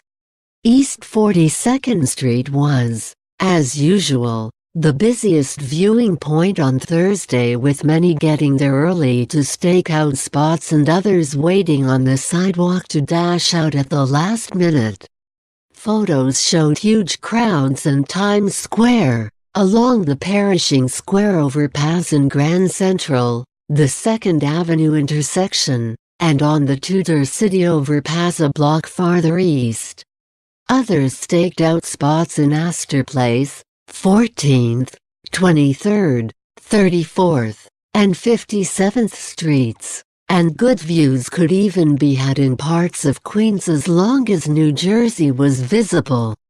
Some keen photographers stood through the sunroofs of their cars as traffic jammed up throughout the spectacle, despite the efforts of police to control crowds. The last Manhattanhenge was in May, but ruined by clouds obscuring the sun as it set over the horizon. However, there was a cloudless sky on Thursday with similar conditions expected on Friday. The term Manhattanhenge was popularized by astrophysicist Neil deGrasse Tyson, who wrote an well-cited explainer for the American Museum of Natural History, calling it a rare and beautiful sight. For best effect, position yourself as far east in Manhattan as possible. But ensure that when you look west across the avenues, you can still see New Jersey, he advised. The phenomenon is a homage to Stonehenge, the 5,000-year-old structure in Wiltshire, England, that lines up exactly with the summer and winter solstices. Much of Manhattan was built to a perfect grid of streets running east-west and avenues north-south as per its 1811 city plan, allowing a corridor for the effect to take place. The streets are aligned 29 degrees from due east-west, which means Manhattanhenge takes place twice a year on varying dates in May. Thousands of Finnish protesters have taken to the streets ahead of President Trump's planned talks with Russian leader Vladimir Putin on Monday. The impressive throng of protesters in the Finnish capital is a far cry from the underwhelming rally which took place in Edinburgh yesterday. Police Scotland planned for 100,000 to march on Edinburgh and Glasgow with only 7,000 people turning up. But the campaigners marching in the Helsinki calling rally today aren't just protesting Donald Trump, they are also targeting Russian President Vladimir Putin as well. It could be a particularly tricky meeting for Donald Trump on Monday after the indictment of 12 Russian intelligence officers with hacking in the run-up to the 2016 presidential election. President Trump has said he had not thought about asking Mr. Putin to extradite the dozen Russians but said that, certainly, he would be asking about it. On Friday, a federal grand jury alleged that officers of Russia's military intelligence agency, the GRU, secretly monitored computers and stole data from the campaign of Trump's former rival, Democratic presidential candidate Hillary Clinton. The charges put an even greater spotlight on Mr. Trump's treatment of Putin, who has denied making efforts to intervene in the U.S. election that Trump unexpectedly won. Trump has called the investigation into whether his campaign colluded with Moscow a witch hunt and has shown an eagerness to get along with his Russian counterpart, repeatedly referring to the former KGB leader's denials of such behavior. Jeff Romankoff, a Russia expert at the Washington-based Center for Strategic and International Studies, said, Trump has maybe a little less room to maneuver if he wants to downplay the issue or pretend that it's not real. Critics said they were skeptical Trump would press the issue at all, despite the indictments. Ned Price, a former National Security Council spokesman for President Barack Obama, said, even with today's news, we can expect Trump to raise Putin's attack on our democracy in a passing, perfunctory way before again taking, or at least claiming to take, Putin's denials at face value. Democratic lawmakers in the U.S. had urged Trump to cancel the get-together with Putin. The president has spent 2 days golfing at his golf property in Scotland as part of a 4-day whirlwind UK tour with a mass 100,000-person protest in London against him on Friday. He is leaving on Sunday with wife Melania for Helsinki, where the meeting is scheduled to take place. Garrett Markey, a spokesman for the White House National Security Council, said the release of the charges has no impact on Monday's meeting. But the summit, and the extent of Trump's emphasis on election meddling, could highlight a divide between him and his own advisors, not to mention other Republicans, about the seriousness of Russia's activities. Defense Secretary Jim Mattis and National Security Advisor John Bolton, at least prior to joining the White House, have both been more critical of Moscow than the president they serve. And the administration's broader policy toward Russia is harsher than the rhetoric employed by Trump, who recently suggested that Moscow be readmitted to what is now the Group of Seven, since Russia was kicked out of the bloc of industrialized countries for annexing Crimea from Ukraine. The administration has a pretty good policy towards Russia, just the president doesn't agree with it, said Michael McFaul, a former U.S. ambassador to Russia under Obama. I can't remember. Climbing up 999 steps seems daunting enough for some, but 3 freestyle footballers in China have taken the challenge up a notch amid the ongoing World Cup craze. The athletes decided to climb nearly 1,000 steps while doing constant keepy-uppies at the famed attraction in Zhangjiajie City, known as the Stairway to Heaven. The trio successfully completed the challenge without dropping the ball once in an impressive relay just under 62 minutes on Sunday. Under normal circumstances, it would take tourists at least 30 minutes to hike up the 300-meter-long, 984-foot-long stairway at Tunmention National Forest Park. The flight of stairs in Hunan Province has a vertical drop of 150 meters, 492 feet, and each step is only 20 centimeters, 7.8 inches, wide. Video footage of the intense challenge released by Huasheng Online shows one of the boys, Zhu Qianyang, starting at the bottom of the stairway by performing a series of kick-ups from foot to foot. With his back facing the steps, he was seen effortlessly juggling the football for one-third of the stairway before being greeted by his teammate, Yao Shenmin. Then comes the hard part. Zhu balanced the ball on his back and passed it to Yao, who appeared to have complete control as he showed off his juggling skills. At the end of his section, Yao handed the ball over to their third teammate, Tong Yuzu, who was waiting near the top of the stairs. Catching the ball firmly on the back of his neck, Tong carried on the task steadily and skillfully, one step at a time. Upon reaching the top, Tong celebrated with an impressive headstall trick. He was seen keeping the football in perfect balance on his head while spinning it around, a trick that he's best at, according to People's Daily. The three boys were seen cheering and high-fiving each other at the famous Tiananmen Cave, or Heaven's Gate, at the top of the slope. The task is quite tiring. I couldn't stop moving the ball, even for 1 second, as I could drop it, Zhu told Beijing News after completing the challenge.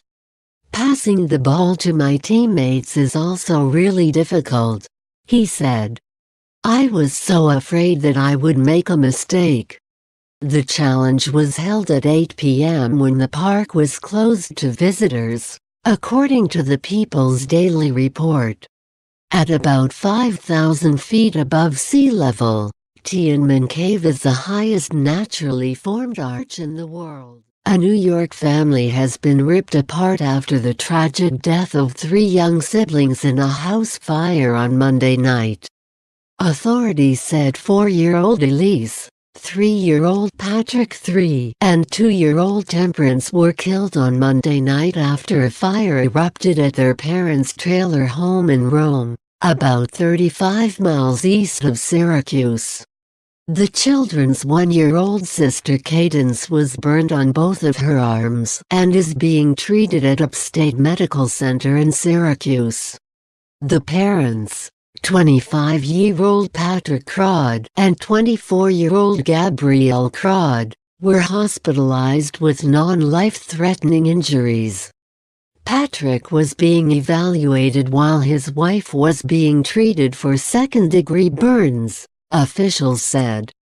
The Rome Fire Department said the fire was reported around 11:48 p.m. on Monday to 911. The home was engulfed in flames when firefighters arrived. Officials said Patrick and Gabrielle grabbed their 1-year-old daughter when the fire broke out and escaped out a back door. Smoke detectors in the home woke the parents up. The couple went around to the front door of their home and tried to enter to save their other 3 children, but the flames were too intense. Lawrence O. Williams told Syracuse.com that Patrick and Gabrielle were covered in burns from trying to get back into the home to save their kids. He said a neighbor used a water hose to try and help put out the flames. The fire was of such magnitude that it was impossible to enter the trailer, Deputy Fire Chief Thomas Iacovici said. It took roughly 5 minutes for the blaze to be extinguished. The bodies of the 3 children were found in their bedrooms. 3 people have been killed and 7 others injured following a shooting in New Orleans. City Police spokesman Aaron Looney said in a statement that the shooting happened on the 3400 block of Claiborne Avenue, about 3 miles from the French Quarter. According to authorities, 2 people wearing hooded-style clothing approached a large crowd in a strip mall around 8:30 p.m. Saturday night. The suspects fired shots indiscriminately into the crowd, and at one point the suspect stood over one victim and fired several shots into that person at close range, according to 4WWL. 2 of the victims were men and 1 was a woman.